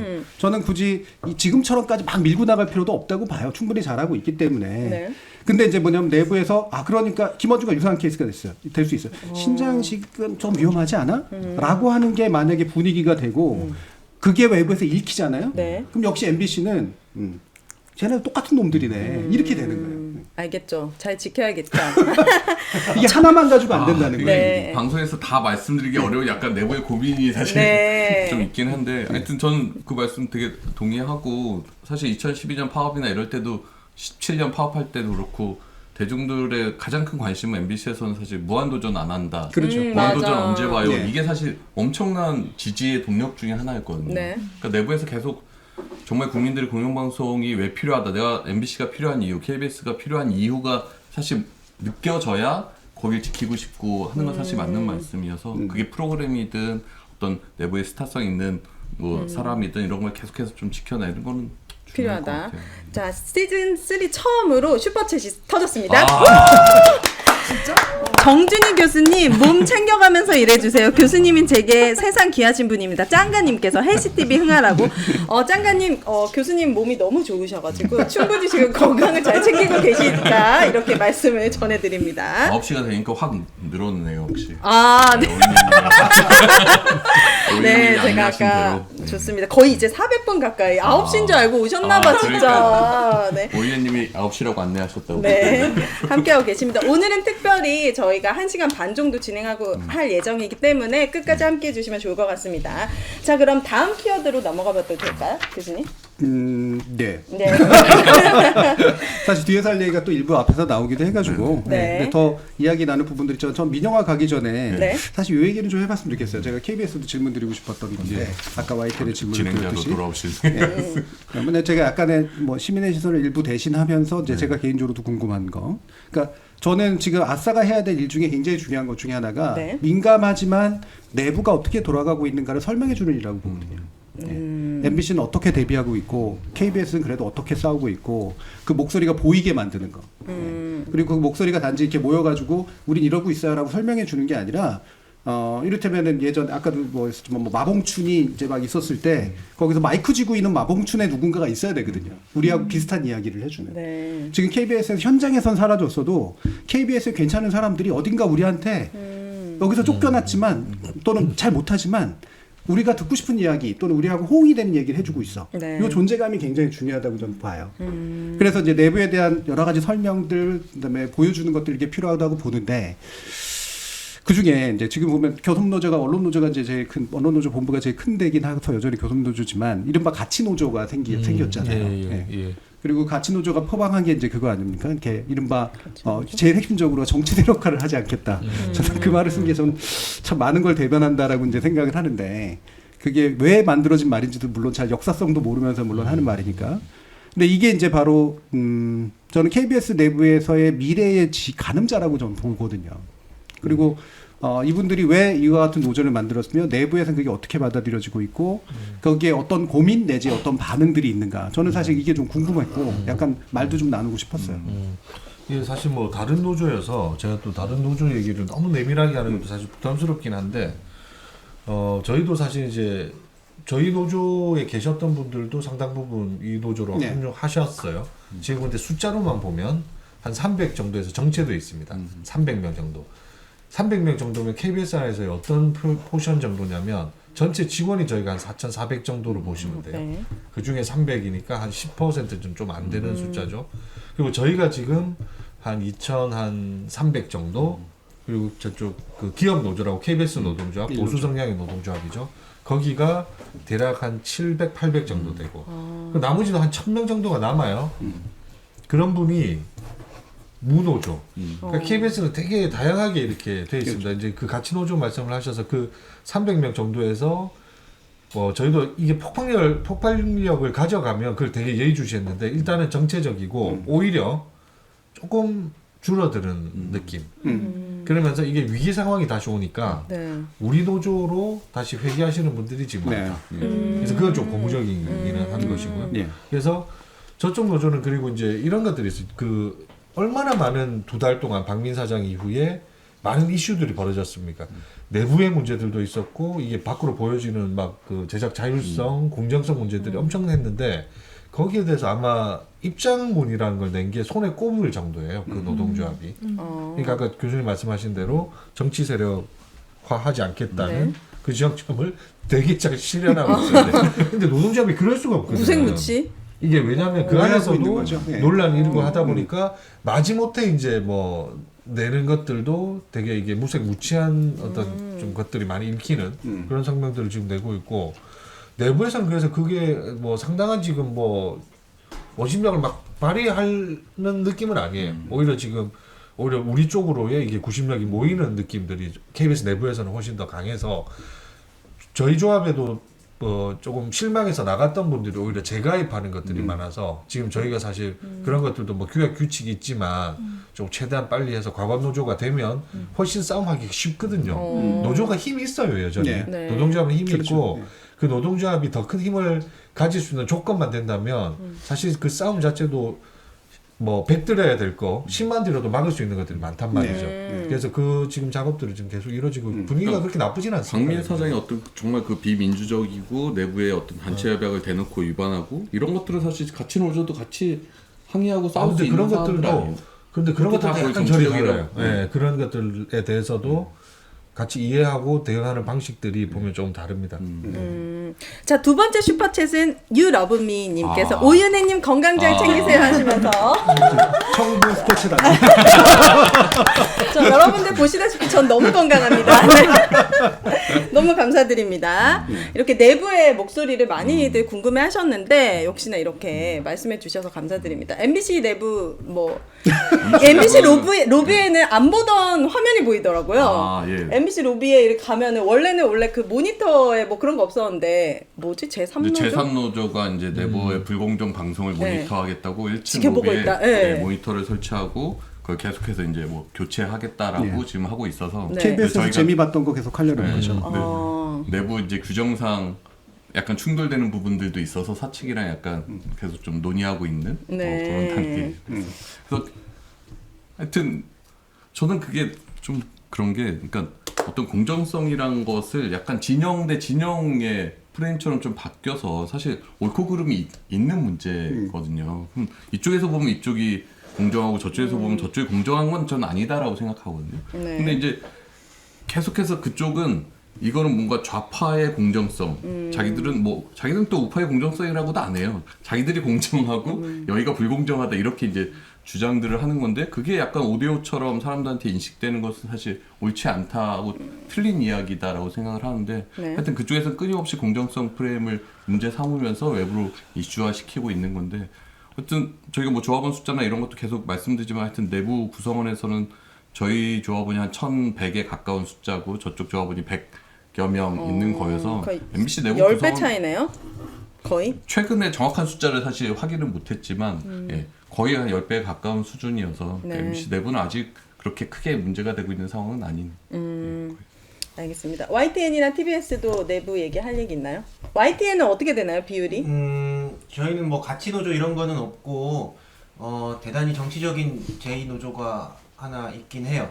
뭐 이동관을 방송개혁의 적임자라고 표현한다든가 민영화를 두 팔 벌려 환영한다든가 선한 자본이여 오라 막 이런 적극적이네. 까지 쓰는 네. 그런 노조가 있긴 한데 이 인원수가 압도적으로 언론 노조가 많아요. 한 7대1 정도로 많고 YTN 구성원의 대다수는 언론 노조에 속해 있고요. 네. 그래서 내부 분위기는 뭐 비교적 MBC랑 비슷하다라고 하면 될 것 같아요. 근데 이게 되게 소수임에도 정권을 잡고 있으니까 어떤 식이냐면 내부에 이제 제3노조가 MBC의 어떤 뭐 불공정성을 막 이제 내부에서 막 문제 제기를 해요. 그러면 이제 그걸 국민의힘에서 받아요. 그리고 방통심의위에서 심의하고. 그렇죠. 근데 거기에 보면 사람이 MBC의 제3노조가 있어요. 예를 들어 이제 뭐 한 예전에 보도본부장 했던 적폐 시절 이명박근혜 정권 시절에 보도를 망가뜨렸던 보도본부장이었던 사람이 거기 뭐 비대위원장을 하고 있고 MBC 당시에 사장 그 적폐 경영진의 핵심인 김장겸이라는 사람이 국힘에서 가짜뉴스 무슨 TF 단장을 하고 있어요. 네. 권재홍이라는 당시에 이제 부사장까지 했던 사람은 선거방송 심의위에 들어가 있고 또 이제 부산 지역의 특정 지역의 어떤 지역사 사장을 그 당시 이명박근혜 정권을 했던 사람은 지금 방통심의위의 심의위원으로 들어가 있어요. 네. 그러니까 여기서 문제 제기하면 외부에 이제 그 공정언론 무슨 국민연대인지 하는 그들이 다 포함된 그 단체에서 또 민원을 넣고 국힘도 민원을 넣고 그 심의를 여기서 같이 활동했던 그 MBC 불공정 뉴스를 앞장서 만들었던 사람들이 방통심의위에서 선거방송 심의하고 일반 심의하고 하고 있는 거예요. 그러니까 일종의 사냥개 같은 거예요. MBC의 제3노조나 YTN에 있는 그 제2노조나 사냥개예요. 막 가서 막 지져요. 가서 지져. 그러면 아 저기 마녀가 있다. 그래서 방심위가 나서고 방통위가 나서고 가가지고 공격하는 거예요. 그 역할을 하라고 만드는 거지. 저는 노동조합이라고 보지 않아요. 무슨 노동 조건을 개선하기 위해서 노력하는 거 본 적 없고요. 네. 저희도 이게 뭐 선명하게 뭐 반대편에 있는 전선에 있는 어떤 그 우리와 뜻을 같이 하지 않는 혹은 공영방송을 바라보는 시각이 완전히 다른 그 세력들이 하나의 세력이 아니에요.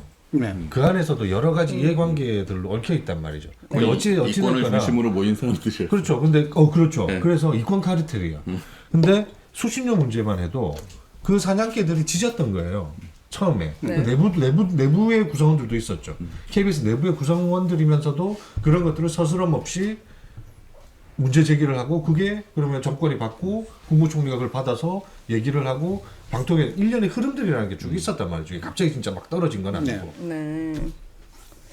되게 무자격인 분들이 그렇게 소수의 권력을 누리는 방법을 안 거예요. 바빠서.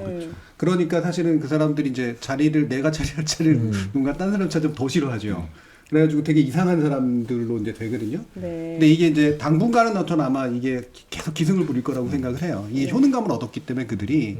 근데 대신 이게 끊임없이 소수이고 사실은 각 방송사의 핵심이 되는 어떤 그 가치를 표방하는 사람들이 아니고, 근데 그 다수는 이런 소수의 어떤 압제에 의해서 되게 억눌려 있고, 그래서 우리는 노조라는 단위를 이용해서 단체 협약이 됐건 뭐가 됐건 최선의 제도적이고 기타의 싸움들을 하고 있다.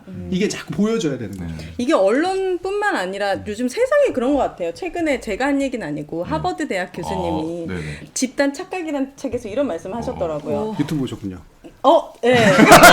제가 여기 최 교수님이 아니어도 이렇게 이런 말씀을 해주시면 침묵하는 다수가 시끄러운 소수에게 피해보는 세상에 살고 있다. 그래서 우리가 침묵하면 안 될 것 같습니다. 네, 빨리 부끄러우니까 다음 주제로 넘어가도록 하겠습니다.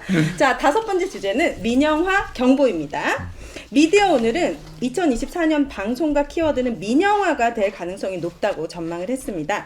당장은 민영화를 가장한 YTN 사형화가 지금 눈앞인데 YTN 지금 어떻게 진행되어 가고 있습니까? 일단 되게 웃긴 게 YTN을 민영화한다는 건 YTN 지분을 가지고 있던 공기업들이 그 지분을 판다는 거잖아요. 그 대표적인 공기업이 한전 KDN인데 이 윤석열 정권은 한전 KDN도 민영화한다는 거예요.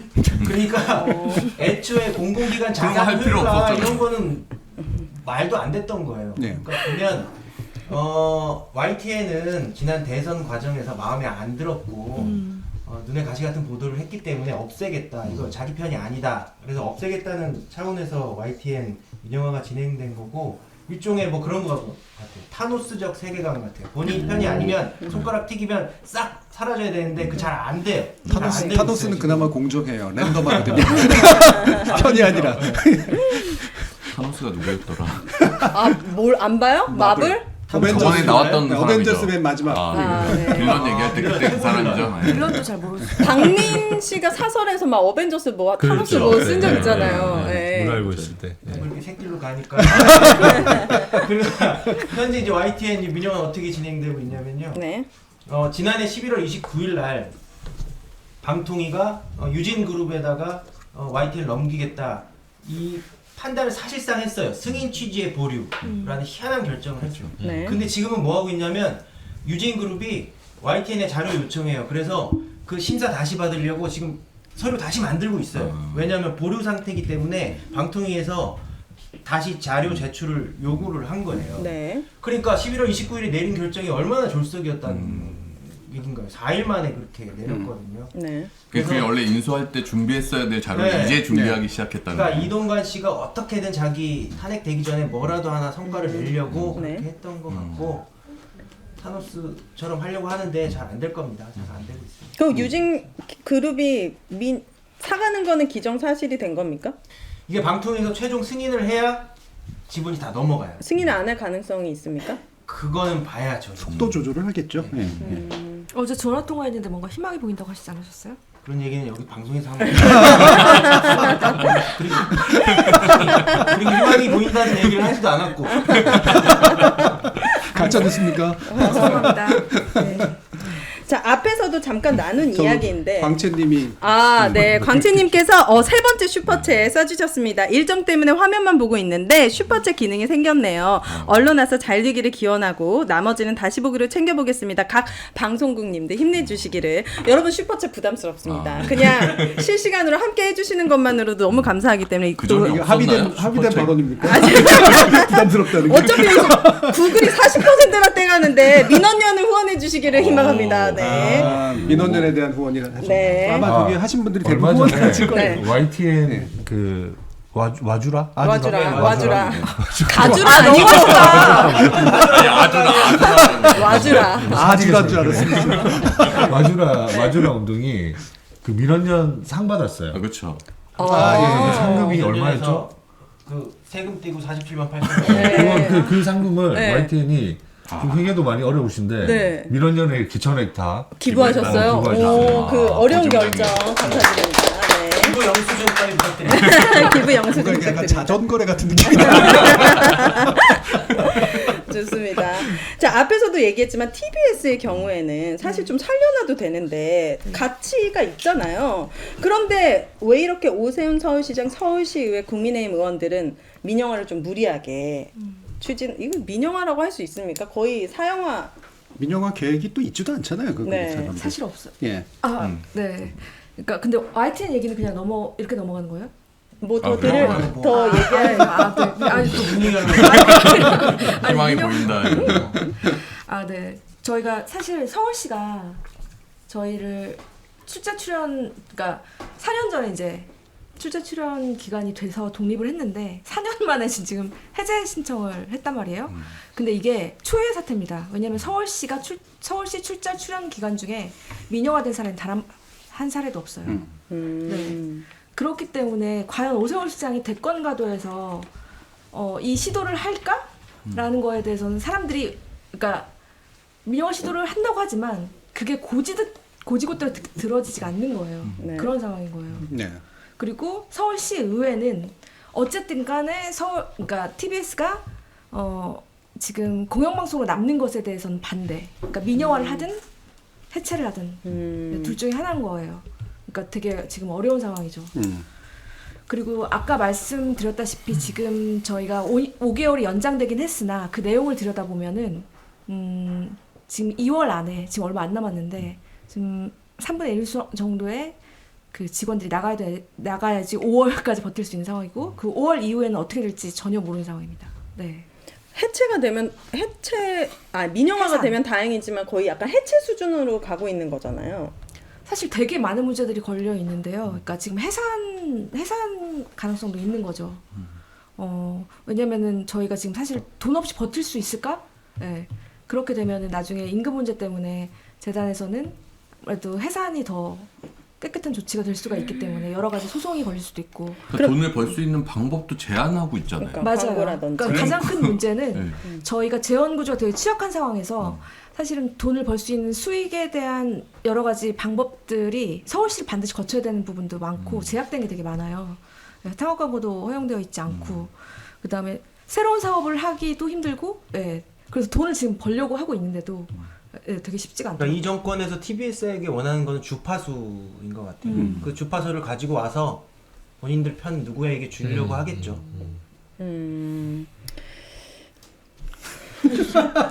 좋습니다. 교수님 어떻게 해요? 아니에요.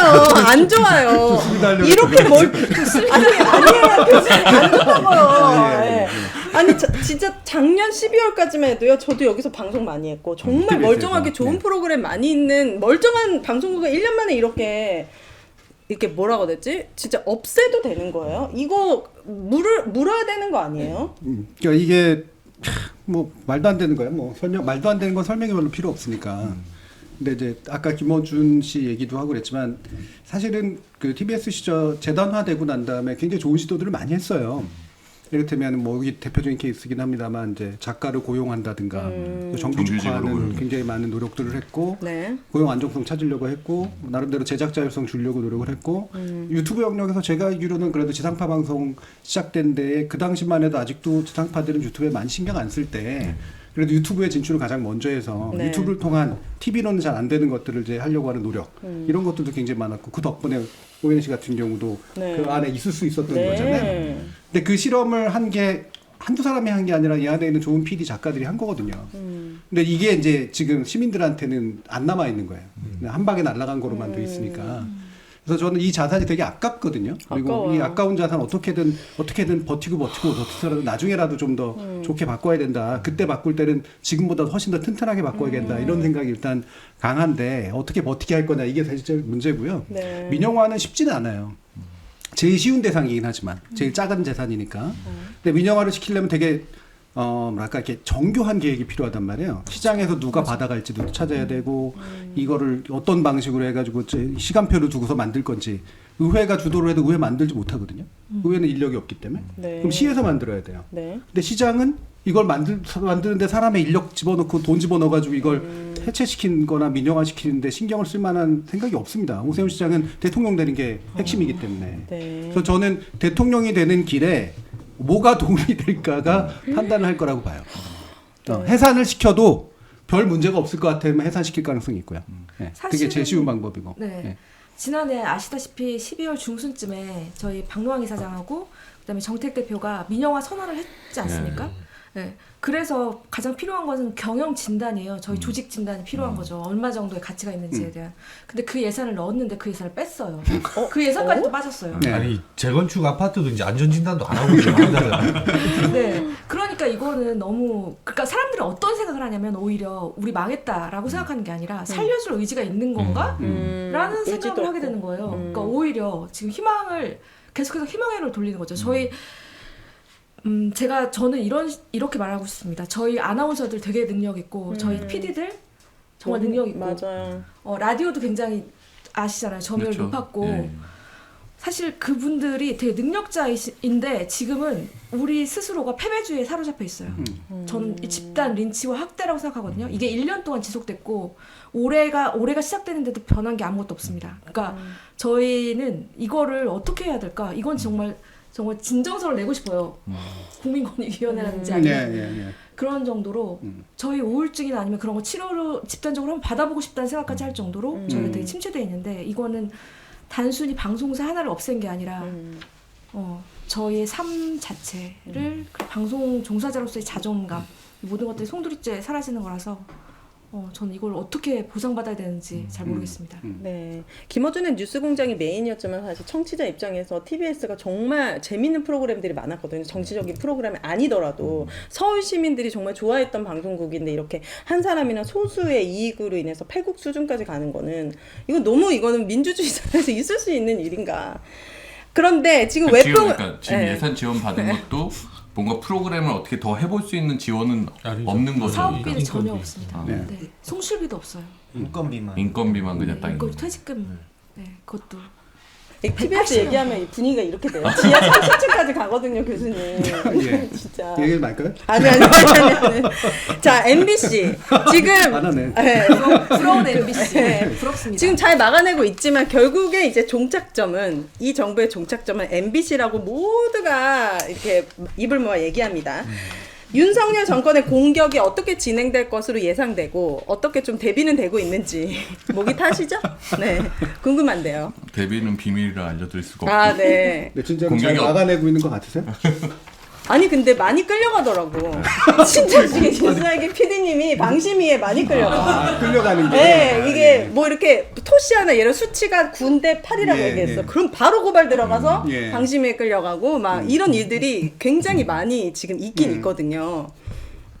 교수님 어떻게 보시는지 좀 공격을 어떻게 진행할 걸로 보시는지.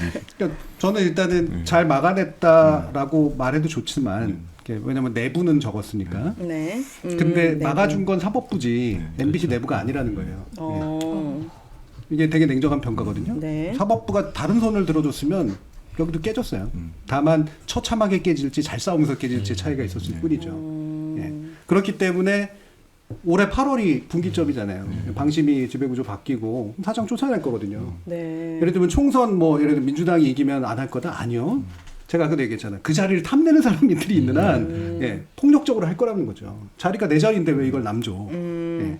그래서 이건 언론 장악이 아니라 그냥 자리 장악에 훨씬 더 가까운 거기 때문에 저는 그 부분에 대해서는 당연히 내부에서 생각하고 계실 테고 시민들도 대충 생각하고 계시면 안 된다고 봐요. 여기도 끊임없이 자리를 빼가지고 어떻게든 하려고 하는 노력할 테고 거기에 올 사람들은 과거보다도 훨씬 더 정말 이상한 사람들이 올 겁니다. 그리고 이게 또 한 번의 실현이 될 거예요. 그럼 사장은 바뀐다고 가정하면 되는 거예요? 8월에? 8월에서 가을 사이에 바뀔 가능성이 굉장히 높죠. 바꾸려고 시도를 할 가능성이 높은 거고 실제 바뀔지 그때 또 저희가 어떻게 싸워서 이걸 막아낼지는 한번 지켜보시면 내부 어떤 규정이나 이런 거를 좀 촘촘하게 좀 잘 만들고 계세요? 그럼 비밀이기 때문에 그러니까 만들어 주시기를 그래야죠. 네. 어쨌든 8월 전이라도 김홍일 방통위에서 어떻게든 MBC를 괴롭힐 수 있는 방법이 뭘까 계속해서 고민할 것 같고 지금 제어가 또 약간 좀 늦어지고 있잖아요. 거기에서도 어쨌든 MBC를 좀 문제 삼을 여지를 좀 찾는 거 아닌가 싶기도 하고 또 어쨌든 권익위에서 조사하고 했던 것들을 이제 그 방통위원장으로 와서 방문진에 대한 좀 교체 이런 것 좀 다시 한번 시도할 가능성 아직 남아 있다라고 보고 내부에서도 보면 계속해서 이제 이슈들을 새로운 기존의 건들이 법원에서 제동에 걸리니까 뭔가 새로운 건들을 찾아내려고 일단 여기 수법은 의혹을 제기하고 수사를 들어가고 수사를 들어갔다는 이유를 해임시키고 이런 구조잖아요. 어떤 결론이 나와서 해임시키는 게 아니라 그냥 권익위가 조사한다는 이유, 검찰이 수사한다는 이유로 뭐 해임시키려고 하는 이런 시도들이 전 총선 전에도 김홍일 방통위가 그런 아이디어를 짜고 있다라고 생각을 하고 상식적으로는 말이 안 돼요. 상식적으로는 사실 8월 이전에 뭔가 교체 시도를 한다는 게 쉽진 않지만 이 정권이 상식적이지 않으니까 전 대비는 해야 된다고 생각하고 8월 이후에도 그러니까 임기가 보장된 방문제 임기는 끝이 나죠. 하지만 임기가 보장된 사장을 별다른 해임 사유 없이 그냥 해임하는 행태를 그냥 받아들이고 당연히 정권 바뀌었으니까 사장 바뀌겠지라고 생각은 하면 안 될 것 같고 내부에서도 끊임없이 그거를 좀 국민들한테 알려내고 그러니까 결국은 저는 여론이 누구의 편에 있나의 문제라고 생각을 해요. 그래서 올해 최대한 국민들의 MBC에 대한 지지를 좀 높일 수 있도록 좀 여러 방면 노력을 하려고 합니다.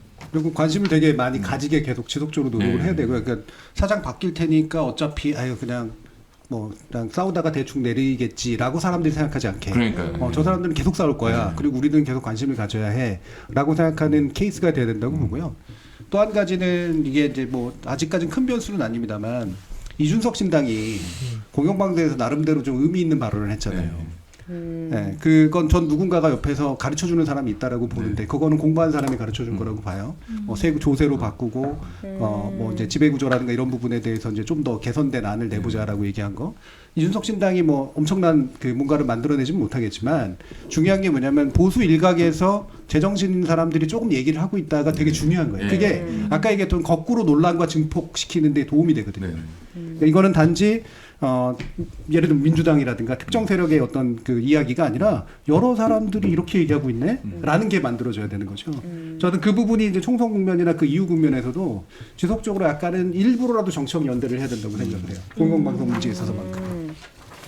그러니까 내부적으로도 사실 보수 당의 대표였던 사람이 공영방송의 어떤 정치적 독립을 이야기하니 이제 약간 자중질환이 좀 벌어지고 이제 이준석을 공격하는 그렇죠. 식으로 이제 네. 뭐 삼노조든 그 단체들이 이제 그렇게 하고 있거든요. 결국 뭐 언론 노조에 뭐 굴복한 듯이 뭐 이런 식으로 프레임을 또 짜려고 이제 노력을 하는데 말씀하셨듯이 저는 저희만의 주장이 아니라 이게 뭐 진보 보수의만의 문제가 아니라 전반적으로 상식 있는 사람들이 공영방송의 정치적 독립에 좀 논의가 필요하다는 물꼬를 텄다는 점에서 이번에 이준석 신당에서 그 이제 공영방송 종사자의 어떤 임명 동의제 이런 것들을 법안에 포함시키자고 하는 아이디어는 좀 환영할 만하다라고 생각해요. 저는 그 뭐 이준석 발언도 발언이고 그 뭐 본인도 방송에서 밝혔지만 아마 언론 노조와도 그 일종의 좀 접촉이 있었고 예. 뭐 일종의 뭐 막 공감대까지는 아니지만 그 어떤 우리의 의견들 그리고 그쪽에 생각하는 것들이 아마 있었고 이런 것들이 약간 정치적인 것들로 이제 뭐 발표가 된 거겠죠. 발표 이준석의 입을 통해서 발표된 거고 저는 그 정치적으로 다양하게 이렇게 접촉 면을 넓혀야 된다는 데는 전적으로 공감을 하고 또 하나 중요한 게 결국에 총선이 네. 지금 공원연 같은 경우가 이런 단체거든요. 예를 들어서 KBS에서 그 KBS 출신들도 다수 들어가 있죠. 아마 여기 나와 있는 우리 현장 조직들에서도 다 뭉쳐져 있는 연합체인데 과거에 그 김순신인가? 그 무슨 정보 경찰적이 뭐야 그 학폭 문제로 정순신이요. 정순신 네. 죄송합니다. 네.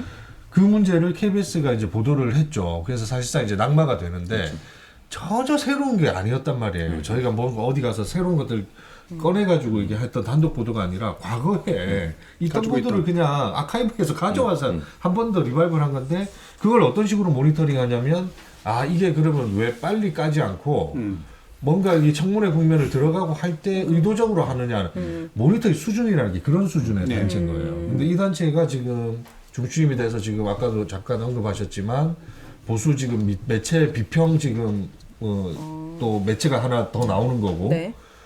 이 사람들이 지금 오늘도 선거 그 방심위 안에 이제 선거심의위원회라는 조직이 있는데 그 면면들 보십시오. 그 과거에 적폐 공영방송을 장악하려 했던 그 주인물들이 다 포진되어 있어요.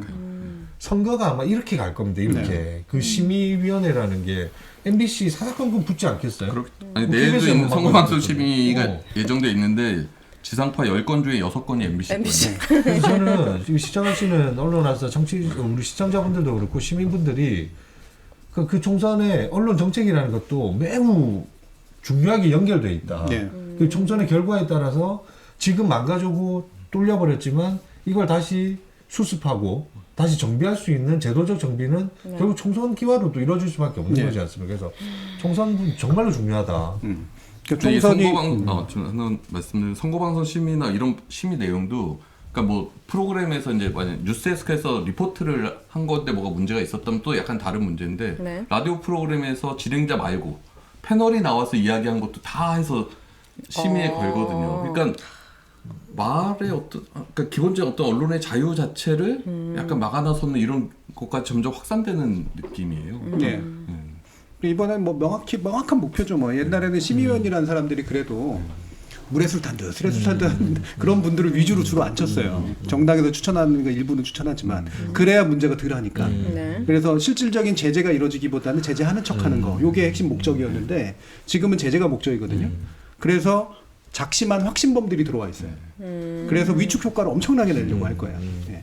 여기서 사실 위축되면 안 되거든요. 예. 위축되지 말고 이게 나중에는 저는 분명히 법적으로 문제로 돌아올 것들이기 때문에 이런 심의의 결과들이나 방심위 문제부터 해서 이것들은 좀 더 미래를 준비하면서 얘네들의 벌점을 쌓는다. 이런 식의 거꾸로 생각하시는 게 저는 더 맞을 거라고 이렇게 일단 봐요. 근데 과거를 봤을 때 이 작심한 확신범들이요? 네. 이 사람들은 왜 처벌을 제대로 받지 않고 다시 이렇게 한 자리씩 차지하면서 돌아올 수 그 있는 사람들 겁니까? 처벌 받았죠. 그 처벌의 수위가 너무 약했던 거 아니에요? 그게 돌아온 문제죠. 거죠. 예. 네. 그러면은 지금도 막 망가뜨려 놓고 그거만큼 처벌을 안 받을 수 있는 가능성이 또 있는 그러니까 이번에 거예요. 윤석열 정부 이후에 저 같은 경우도 이제 언론학자로서 제일 예상 못했던 게 뭐였냐면 이게 아마 초기의 혼란의 아마 이유이기도 할 텐데 이런 사람들이 돌아올 거라고 생각하진 않았어요. 네. 적어도 법적 판단 나고 도덕적인 판단이 났으니까 쓸 사람 되게 없을 텐데 그런 생각이었거든요. 네. 근데 그런 사람만 왔잖아요. 네, 그런 사람만 온 거예요. 네. 이게 이제 이 정부의 수준이구나라는 게 너무나 명확하게 보여서 그때부터는 타협의 여지가 없는 거죠. 그때부터 이제 이거는 우린 싸워야 돼. 이건 뭐 딴 얘기가 아니라 설득하고 얘기할 문제가 아니라 이건 싸울 준비를 해야 돼. 그거를 이제 딱 이제 몇 개월 만에 생각하게 된 건데 초기 혼란이 분명히 있었어요. 네. 그리고 이거는 아마 진행이 될 거고 네. 이번에 한 번 더 벌점 쌓는 건 조금 다른 의미일 겁니다. 예, 이건 정권 차원의 전반적으로 되게 많은 벌점들이 지금 엄청 쌓이고 있거든요. 이거는 탄핵 사유라고 흔히도 얘기하지만 탄핵 이후에라도 형법적인 처벌을 받아야 될 문제들이 되게 많이 쌓이고 있어요. YTN 문제까지도 포함해가지고 제발 봤으면 예. 좋겠어요. 처벌을. 네. 네. 자, 그렇다면 각사에서 이 윤석열 정권이 언론 장악에 민영화 이런 것들이 집착하는 이유가 뭐라고 생각하시는지 각자 좀 간단하게 말씀해 주시면 좋을 것 같아요. 우리가 다 알고 있지만 그래도 이렇게 언론 장악에 집착하는 이유가 있을 거 아니에요. 저는 그 처음에 이제 윤 정권이 짧게. 다시 해야 돼요. 기대한다고 정말 기대한다. 제 기대하는 게 진짜 짧게요.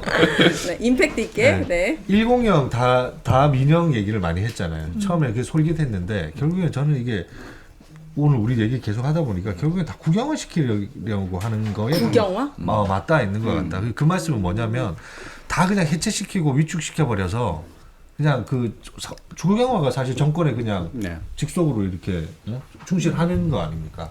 그래서 거의 뭐 이거는 101 다민영의 문제가 아니라 그냥 전 방송의 국영화를 추진하는 거 아닌가. 전 정말 제일 어처구니 없는 얘기 중 하나가 MBC가 불공정하니까 민영화를 시켜야 된다 이런 거.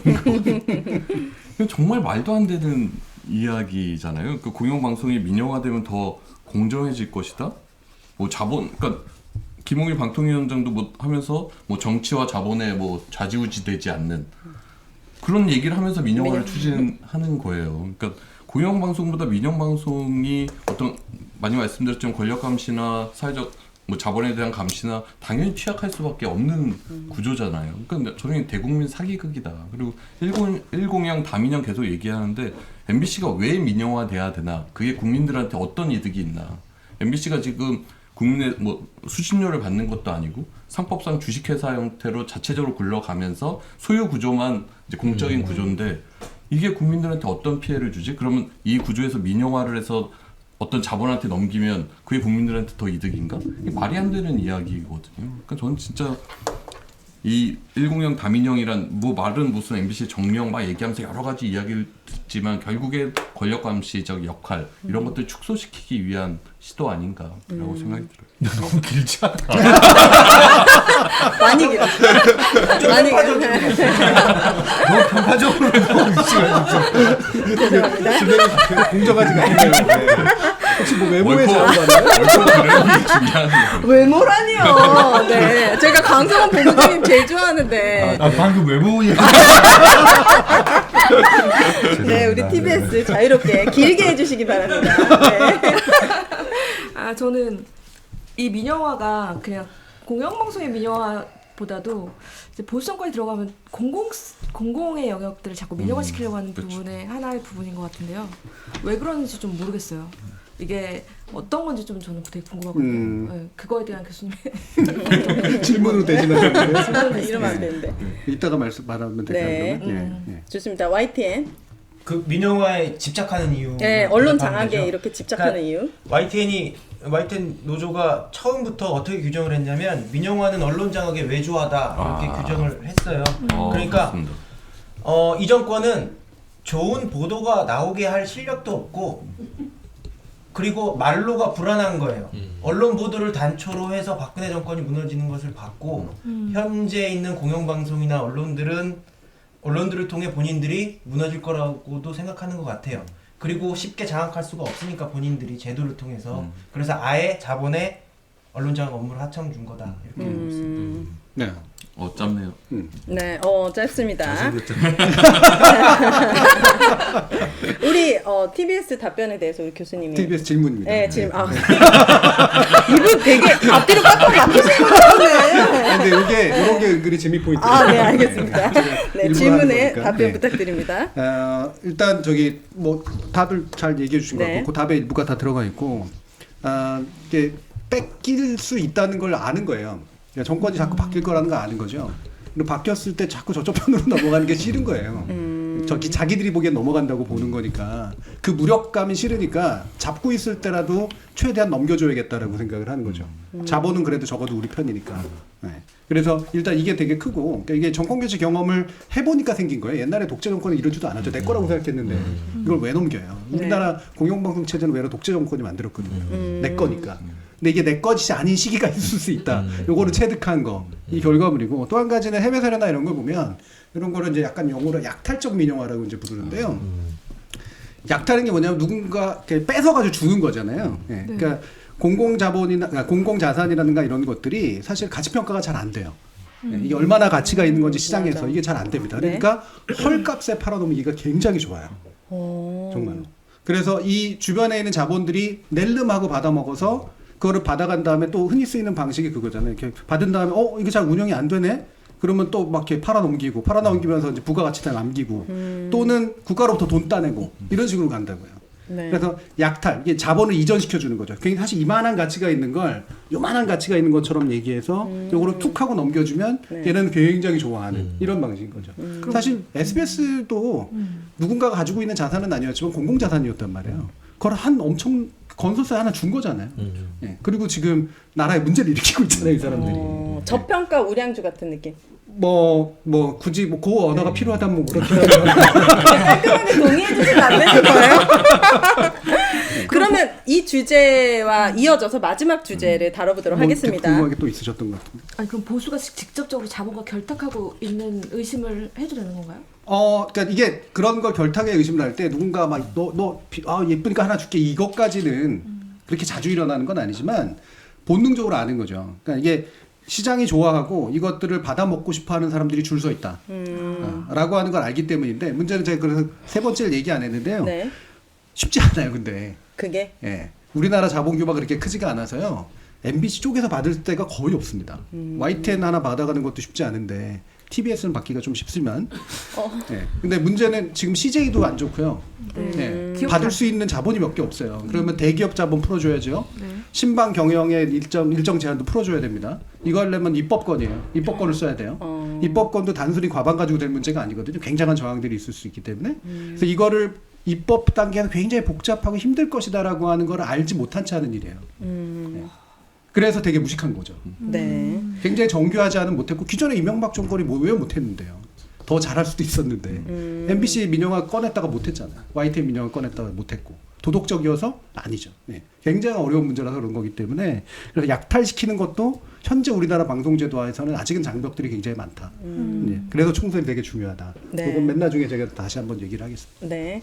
자, 마지막 키워드입니다. 공영방송 없어도 그만인가? 요즘 많은 분들이 유튜브 보면 되지. 어차피 나 지상파 안 본다. 공영방송 사라지거나 축소되면은 시민들이 이렇게 실질적으로 불편하다 이런 생각을 느끼실까? 의문이 들 정도로 많은 분들이 공영방송에 회의적입니다. 하지만 여기 계신 언론인 분들은 공영방송 왜 여전히 지켜야 할 가치가 있는지에 대해서 말씀을 해주시면 좋을 것 같아요.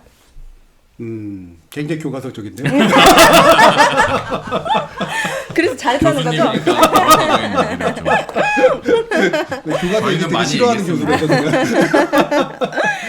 공영방송 그래서 왜 지켜야 되는지 아까 댓글에서도 수신료를 우리가 왜 내야 되는지에 대한 격렬한 토론을 했으면 좋겠다. 단지 네. 도덕적 의식 수준이 높은 사람이 내야 되고 이런 거 말고 토론을 통해서 내가 설득이 되고 소통이 되고 납득이 되면은 사실 그렇게 내가 막 의식 수준이 높지 않아도 낼 수 있을 것 같은데 그거에 대한 치열한 토론이 없잖아요 우리 사회에. 그냥 네. 분리징수 됐대. 그럼 어떻게 이렇게 돼버리니까. 그래서 저희 그때 이제 KBS가 늘 좀 간과했던 점이 이제 이런 부분이기도 한데 네. 당하고 보니 과거에는 이제 항상 수신료를 올리려는데 치중을 해왔죠. 그래서 그게 이제 그 지금 박민 사장 저기 바뀌기 전 그 경영진에서 늘 이게 수신료 인상에 공을 들여왔습니다. 들여왔고 그때 이제 한번 수기 체제를 한번 도입을 해서 그 시청자 일단 표본을 모집을 해서 네. 그분들에게 1박 2일 동안 일종의 학습을 이제 시킨 거예요. 그 말씀하신 그 대토론과 학습과 이런 것들이 이루어지다 보니까 실제적으로 초창기에 그 일반의 시민들의 의식으로 가지고 있던 그 수신료에 되게 부정적이었던 인식이 상당 부분 긍정적으로 전환이 되는 것도 한번 경험을 했죠. 네. 그런 자료들도 분명히 있고. 근데 그게 뭐 전 국민 뭐 토론회 이렇게 할 수 있는 부분은 아니지 않습니까? 그쵸. 결국에 저희가 이걸 스스로가 이제 공영방송 종사자들이 증명해낼 수밖에 없는 부분인데 기본적으로 뭐 아까 교과서적인 부분도 말씀하셨지만 KBS 같은 경우는 단순히 그냥 시사 보도 그리고 뭐 예능 드라마에 국한된 방송사는 아니에요. 그 외에 사실 사회 자본으로서의 역할들이 많단 말이죠. 뭐 네. 장애인 방송 뭐 이런 그 소외 계층을 위한 것들. 근데 지금 평가라는 것들은 그냥 보도 시사에서 그냥 끝나버리는 거잖아요. 그쵸. 그래서 그냥 그 편향성에서 항상 하는데 교수님 말씀하신 것처럼 그 공격을 받아서 지금 수신료의 빗장이 열려 있는데 이건 그 편향성을 말씀하시는 양측이라는 게 있기 때문에 한쪽이 30% 안 내는 문제가 아니라 60%가 안 낼 수 있는 문제가 돼버린단 말이죠. 네. 그러면 이 공영방송의 플랫폼 자체가 기반이 쭉 무너지죠. 오래되는 정도가 아니라 깨져버리고 없어져 버리는 거잖아요. 그러면 나중에 다시 고쳤을 수도 없어요. 저는 그런 것들을 좀 같이 인식해 주시고 그 싸움의 문제라는 것들은 사실 저희가 이제 계속 증명해낼 수밖에 없는 문제라고 보고요. 짧았습니까? 아니요.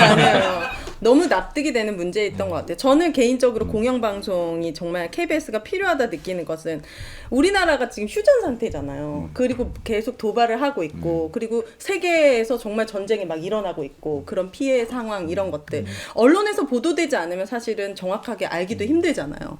그런데 우리는 지금 그 전쟁이 언제든지 일어날 수 있는 위치와 상황에 직면되어 있는데 그 부분에 대해서 사실 보도를 해줄 수 있는 곳이 저는 공영방송 특히 재난 관련해서는 정말 신뢰하고 있는데 이런 부분도 선택적으로 만약에 이거는 국민들이 몰랐으면 좋겠는 거야. 우리 국민의 생명과 안전에 위협이 되는데도 저는 예를 들어 후쿠시마 오염수 이거 방류하는 것도 굉장히 직접적으로 국민들에게 피해를 주지만 그거는 무슨 괴담이다 이래가면서 약간 정쟁으로 가게 되면서 좀 언론에서도 보도를 KBS도 안 하잖아요.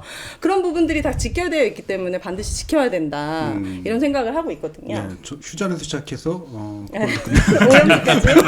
아니 우리 생명과 안전보다 더 중요한 게 어디 있습니까 교수님? 이게 진행자니까 네. 오래 얘기할 수 있구나. 네. 해보세요. 오늘 계속하세요. 오늘 필리버스터 하실 수 있도록 제가 기회 드립니다. 아니 근데 네. 뭐 이렇게 쭉 얘기하셨는데 네. 그게 교과서적인 얘기예요. 말 그대로 공감에 네. 필요한 그러니까 시민들한테 반드시 필요한 정보를 주고 네. 어쨌든 그게 잘 팔리건 안 팔리건 간에 필수적이기 때문에 그것이 있어야 되는 건데 이 필수제로서의 인식이 점점 얇아져요.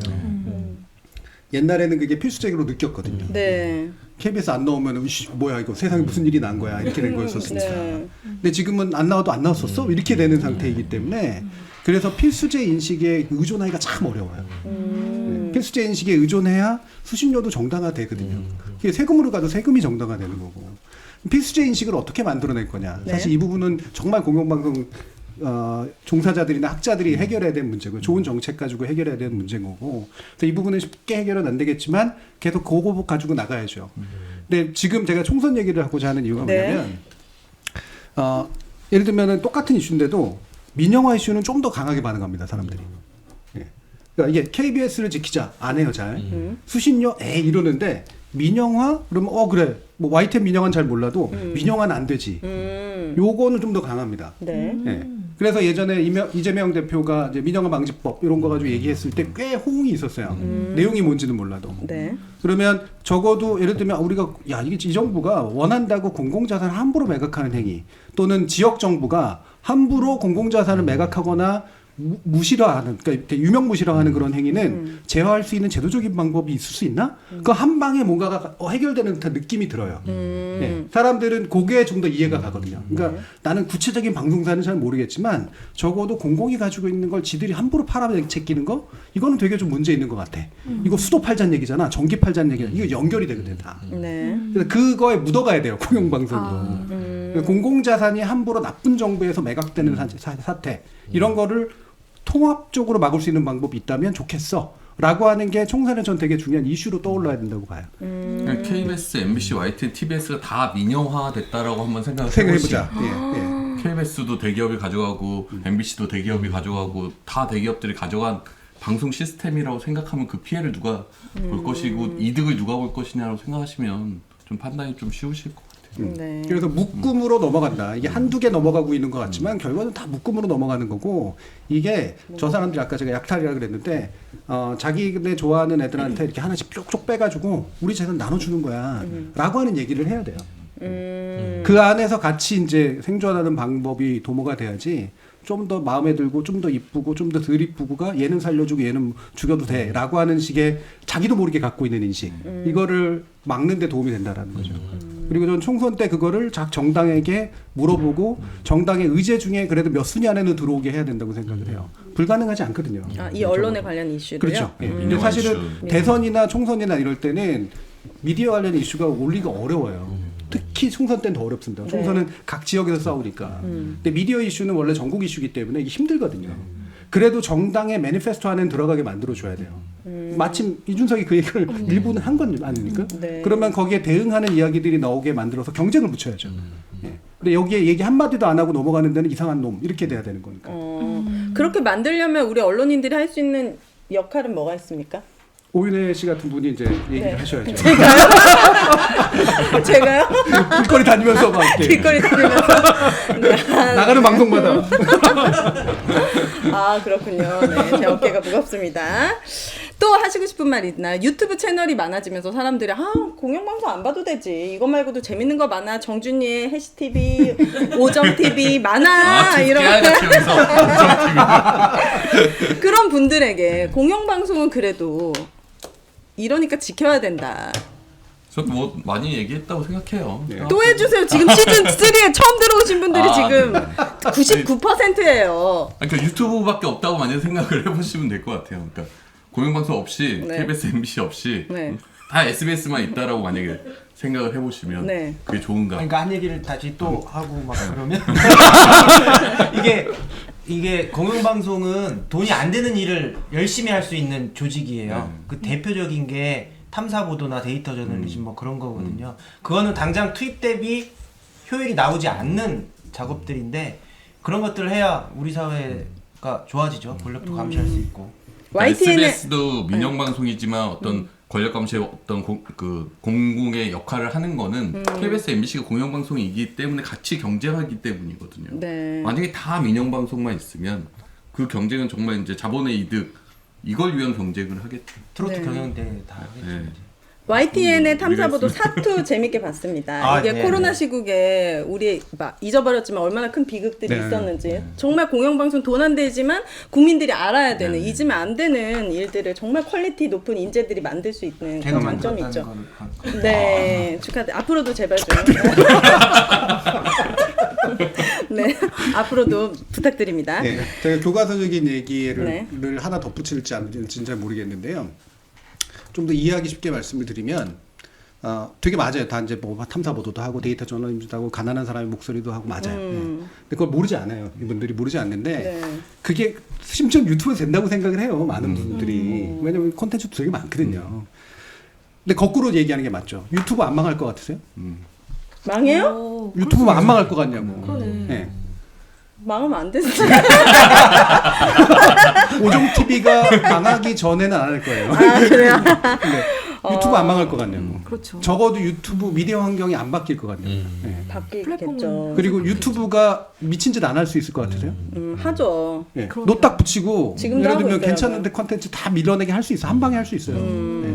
왜? 하나에 몰려 있으니까. 이게 독점의 무서움이거든요. 그렇네. 유튜브 안 망할 거 아니에요. 유튜브 망하고 나면 여러분들 어디 가실 건데? 그것 좀 알려주시면 안 돼요? 미리 좀 가게. 언제 망하는지. 그러니까 여기 계신 분들은 일단 두 번째 문제고 네. 시청자분들은 그럼 팟빵 가면 되나요? 안 되지. 뭐 갑자기 KT로 갈 건가? 아니잖아요. 그러니까 한 방에 날아갈 수 있는 상태가 점점 만들어지고 있거든요. 오히려 더 무서운 일입니다. 네. 그래서 이게 유튜브가 예쁘기만 한 게 아니라 굉장히 위험해지고 있다는 사실을 아셔야 돼요. 그럼 한 방에 날아갔을 때 그래도 남아 있는 뭔가 이게 있어야 되잖아요. 네. 그리고 두 번째 얘기인데 여기 가는 계신 거예요? 분이나 이런 네. 분들이 네. 네. 네. 여기 계신 분들이나 특히 오현 씨나 이런 분들이 네. 유튜브로 피했다가 네. 상황 괜찮아지면 그래도 지상파 어디 가가지고 그래도 또 패널도 하시고 뭔가 프로그램도 하고 네. 뭔가 이게 괜찮은 어떤 인력들이 옮겨 다니면서라도 네. 예, 살아야 되잖아요. 진지들이 많아야 돼. 그 진지 중에 제일 가능성 있는 진지가 그래도 지상파 공영방송사예요. 예, 바뀔 때는 그래도 괜찮게 바뀌거든요. 네, 맞아요. 망가질 때 이상하게 망가져서 그렇지. 그게 내 재산인 거의 의미예요. 적어도 내 재산일 때가 있거든. 근데 자본한테 넘어가잖아? 내 재산일 기회는 이제 앞으로 완전히 사라지는 겁니다. 100%. 그렇군요. 교수님 저 진짜 궁금한 게 있는데요. 네. 언론학자들은 그러면 이 상황에 대해서 그러니까 공영방송에 지켜져야 된다는 거에 대해서 다들 공감하고 계시는 건가요? 아니면 의견들이 다 다르신 건가요? 네, 일단 거기에 대해서 이제 한 가지 부끄러운 말씀을 드리면 네. 옛날만큼 관심이 없어요. 언론학자들이. 왜요? 네? 언론학자인데? 그러니까 제가 이제 대학원 다닐 때 저 네. 1, 2세대 신방과 선생님들이 신방과 그때 없었다가 생긴 과잖아요. 되게 나중에 만들어진 과니까. 네. 이분들이 이제 뭐 미국에서 배우건 유럽에서 배우고 한국에서 공부했건 간에 그땐 보수 진보도 없었고요. 그냥 공영방송이 방송이었어요. 그때는. 예. 그리고 지금처럼 막 신자유주의나 이런 게 있을 때가 아니니까 한국이나 이런 데가 가지고 있는 공영방송을 제가 아까 독재가 만들었다 그랬잖아요. 그러니까 공공자산에 대한 그 어떤 묘한 공감이 있었어요. 그 당시는. 그래서 저도 이제 방송론이나 이런 거 배우면 무조건 공영방송론 배우는 거예요. 네. 그리고 원칙 수신료 내야 되고 수신료 올라야 되고 공영방송 지켜야 되고 뭐 이런 거 이게 너무나 당연한 가치였거든요. 네. 지금은 방송론을 안 가르쳐요. 인터넷론은 가르쳐도 방송론 잘 안 가르치는 거예요. 저널리즘도 많이 사라졌습니다. 왜냐하면 산업이 축소가 된 거예요. 네. 학계라는 데가 정말 제가 부끄럽다고 얘기하는 게 학계는 또 돈 쫓아가요. 아, 돈이 안 되니까? 그렇죠. 이게 연구하는. 연구할 사람이 적은 거죠. 예. 그럼 교수님이 해주시면 안 돼요? 제가 지금까지 해왔잖아요. 저도 이제 안 하려고. 아, 왜요? 돈이 안 돼. 안 돼. 그렇구나. 실제로 산업 규모가 축소되고 있고 영향력이 축소되고 있기 때문에 연구를 이쪽으로 잘 안 해요. 네. 몰라 그래서. 특히나 제 후배 세대들은 공부도 잘 몰라요. 필요한지도 잘 모르고. 그러니까 이명박 박근혜 정부 때만 해도 뭔가 성명서가 나왔잖아요. 물론 너무 오래 나쁘니까 성명서가 나온 거긴 한데 그때만 해도 저나 제 윗세대 정도가 비슷한 정서를 가지고 있는 사람들이 같이 낸 거예요. 근데 지금은 이게 보수화됐다는 게 아니라 몰라요, 잘. 이 방송의 중요성이라든가 네. 제도의 중요성이라든가 잘 모릅니다. 모르니까 할 말이 없는 거지. 그러니까 뭐 그때 왜 세미나 때 뭐 정치적으로 비치는 건 뭐시라고 요즘 MZ하고 똑같은 거예요. 예. 그러니까 가치 있는 이야기를 하면 정치인 것처럼 느껴지는 거예요. 뭐 편서야 될 것 같으니까. 백발의 어르신이었는데. 예. 근데 그게 지금 주변의 분위기를 전하는 거죠. 이제. 예. 언론정보학회는 사실 안 그러거든요. 근데 그게 언론정보학회인데 네. 언론학회나 방송학회처럼 큰 학회 같은 경우엔 네. 그냥 산업을 쫓아가는 측면이 굉장히 강해요. 그러니까 공영방송이 맨큼 남은 거 가지고 버티면서 같이 싸워주고 이럴 가치를 잘 못 느끼는 거죠. 근데 또 창피한 얘기를 하자면 사회 분위기가 바뀌잖아요. 그럼 또 나서요? 그러면 역시 목소리 우리 내요? 공영방송을 지켜야 되고 언론 자유 지켜야 된다고 나섭니다. 아, 그래요? 예. 옛날의 지식인이 아니에요. 지금의 지식인은. 지식인들 지금 실망입니다. 지금 지식인들한테 야, 뭐. 우리는 의존할 수 없다는 걸 깨달았기 때문에 함께 여기 해야 계신 된다. 분들이 투쟁에 지금처럼 맨 앞장을 서주셔야 될 것 같습니다. 오늘 정진희 교수님께서 시즌 3 함께 해주셨는데 소감이 궁금하고 제가 생각했을 때는 한 달에 한 번이라도 뭐 매주는 좀 부담스러우시다면 재밌어요. 한 달에 오늘 솔직히 어떠셨어요? 생각보다 나쁘지 않으셨죠? 생각을 어떻게 했을까요? 솔직히 기대 이상이다, 기대 이하다, 기대만큼이다. 이렇게 답변해 주세요. 그렇게 안 답변하고 다르게 네, 답변하면 네. 네, 저는 사실 몇 번 계속 봤잖아요. 네. 그러니까 세미나 때도 뵙고 왜 어려운지도 알고 어떤 고생하시는지도 알고 응원과 지지의 마음을 다 가지고 있지만 네. 새로운 말씀을 드리기도 좀 어려운 면들도 좀 있고 시민들의 냉담함을 또 제가 알기 때문에 그걸 다 무시한 채 예를 들면 역시 당신들 잘하고 있습니다. 이런 얘기를 하는 게 여기 와 계신 분들의 귀에는 잘 안 걸릴 것 같다는 우려나 부담이 되게 있었어요. 네. 근데 이제 오히려 솔직하게 터놓고 얘기하고 진지하게 방향을 고민하고 이러면 할 얘기들은 되게 많다. 소진되는 얘기들이 아니다. 30초 밑으로 꺼지다가도 올라올 수 있다. 네. 저는 그런 걸 느꼈습니다. 할 얘기 많으니까 다음 주에도 나오셔서 할 얘기 많이 해주시면 안 돼요? 다음 주에도 진행하세요 혹시? 네. 계속 진행하세요. 그건 부탁드려요. 어려울 아니 댓글에 막 계속 나와주세요 교수님 아. 진짜 재밌었어요. 솔깃한 대화 기대 이상이었어요. 그런데 와인님 티님 얼굴이 어두워 보여요 여기 이런 댓글. 조명이에요. 아 진짜 어려워요. 저는. 네. 상황이 어려워요. 간접 조명이군요. 네, 그러니까. 네 분도 우리가 2주 만에 시즌 3 사실 이분들이 정말 바쁘고 힘들고 그렇죠. 예. 지금 뭐 페이도 없이 본인들의 시간과 이런 것들 열정을 여기다 쏟는 거잖아요. 많은 시민분들께 진실을 알리고자. 네, 눈빛 그렇습니다. 깨어나란 말이에요. 깨어나라. 시즌 3까지 왔으니까 이거 바뀔 때까지 우리 그때 얘기했잖아요. 시즌 10 뭐까지 갈 수 계속 있다. 나눠야 되나 약간. 의미는 없지만 많은 분들에게 이 언론의 중요성 갑자기 생각이 나는 시즌의 기준이 뭐예요? 그건 저도 몰라요. 저도 이걸 왜 나누는지 저는 모르겠어요. 교수님. 네. 펀딩에 따라 따라서 그렇구나.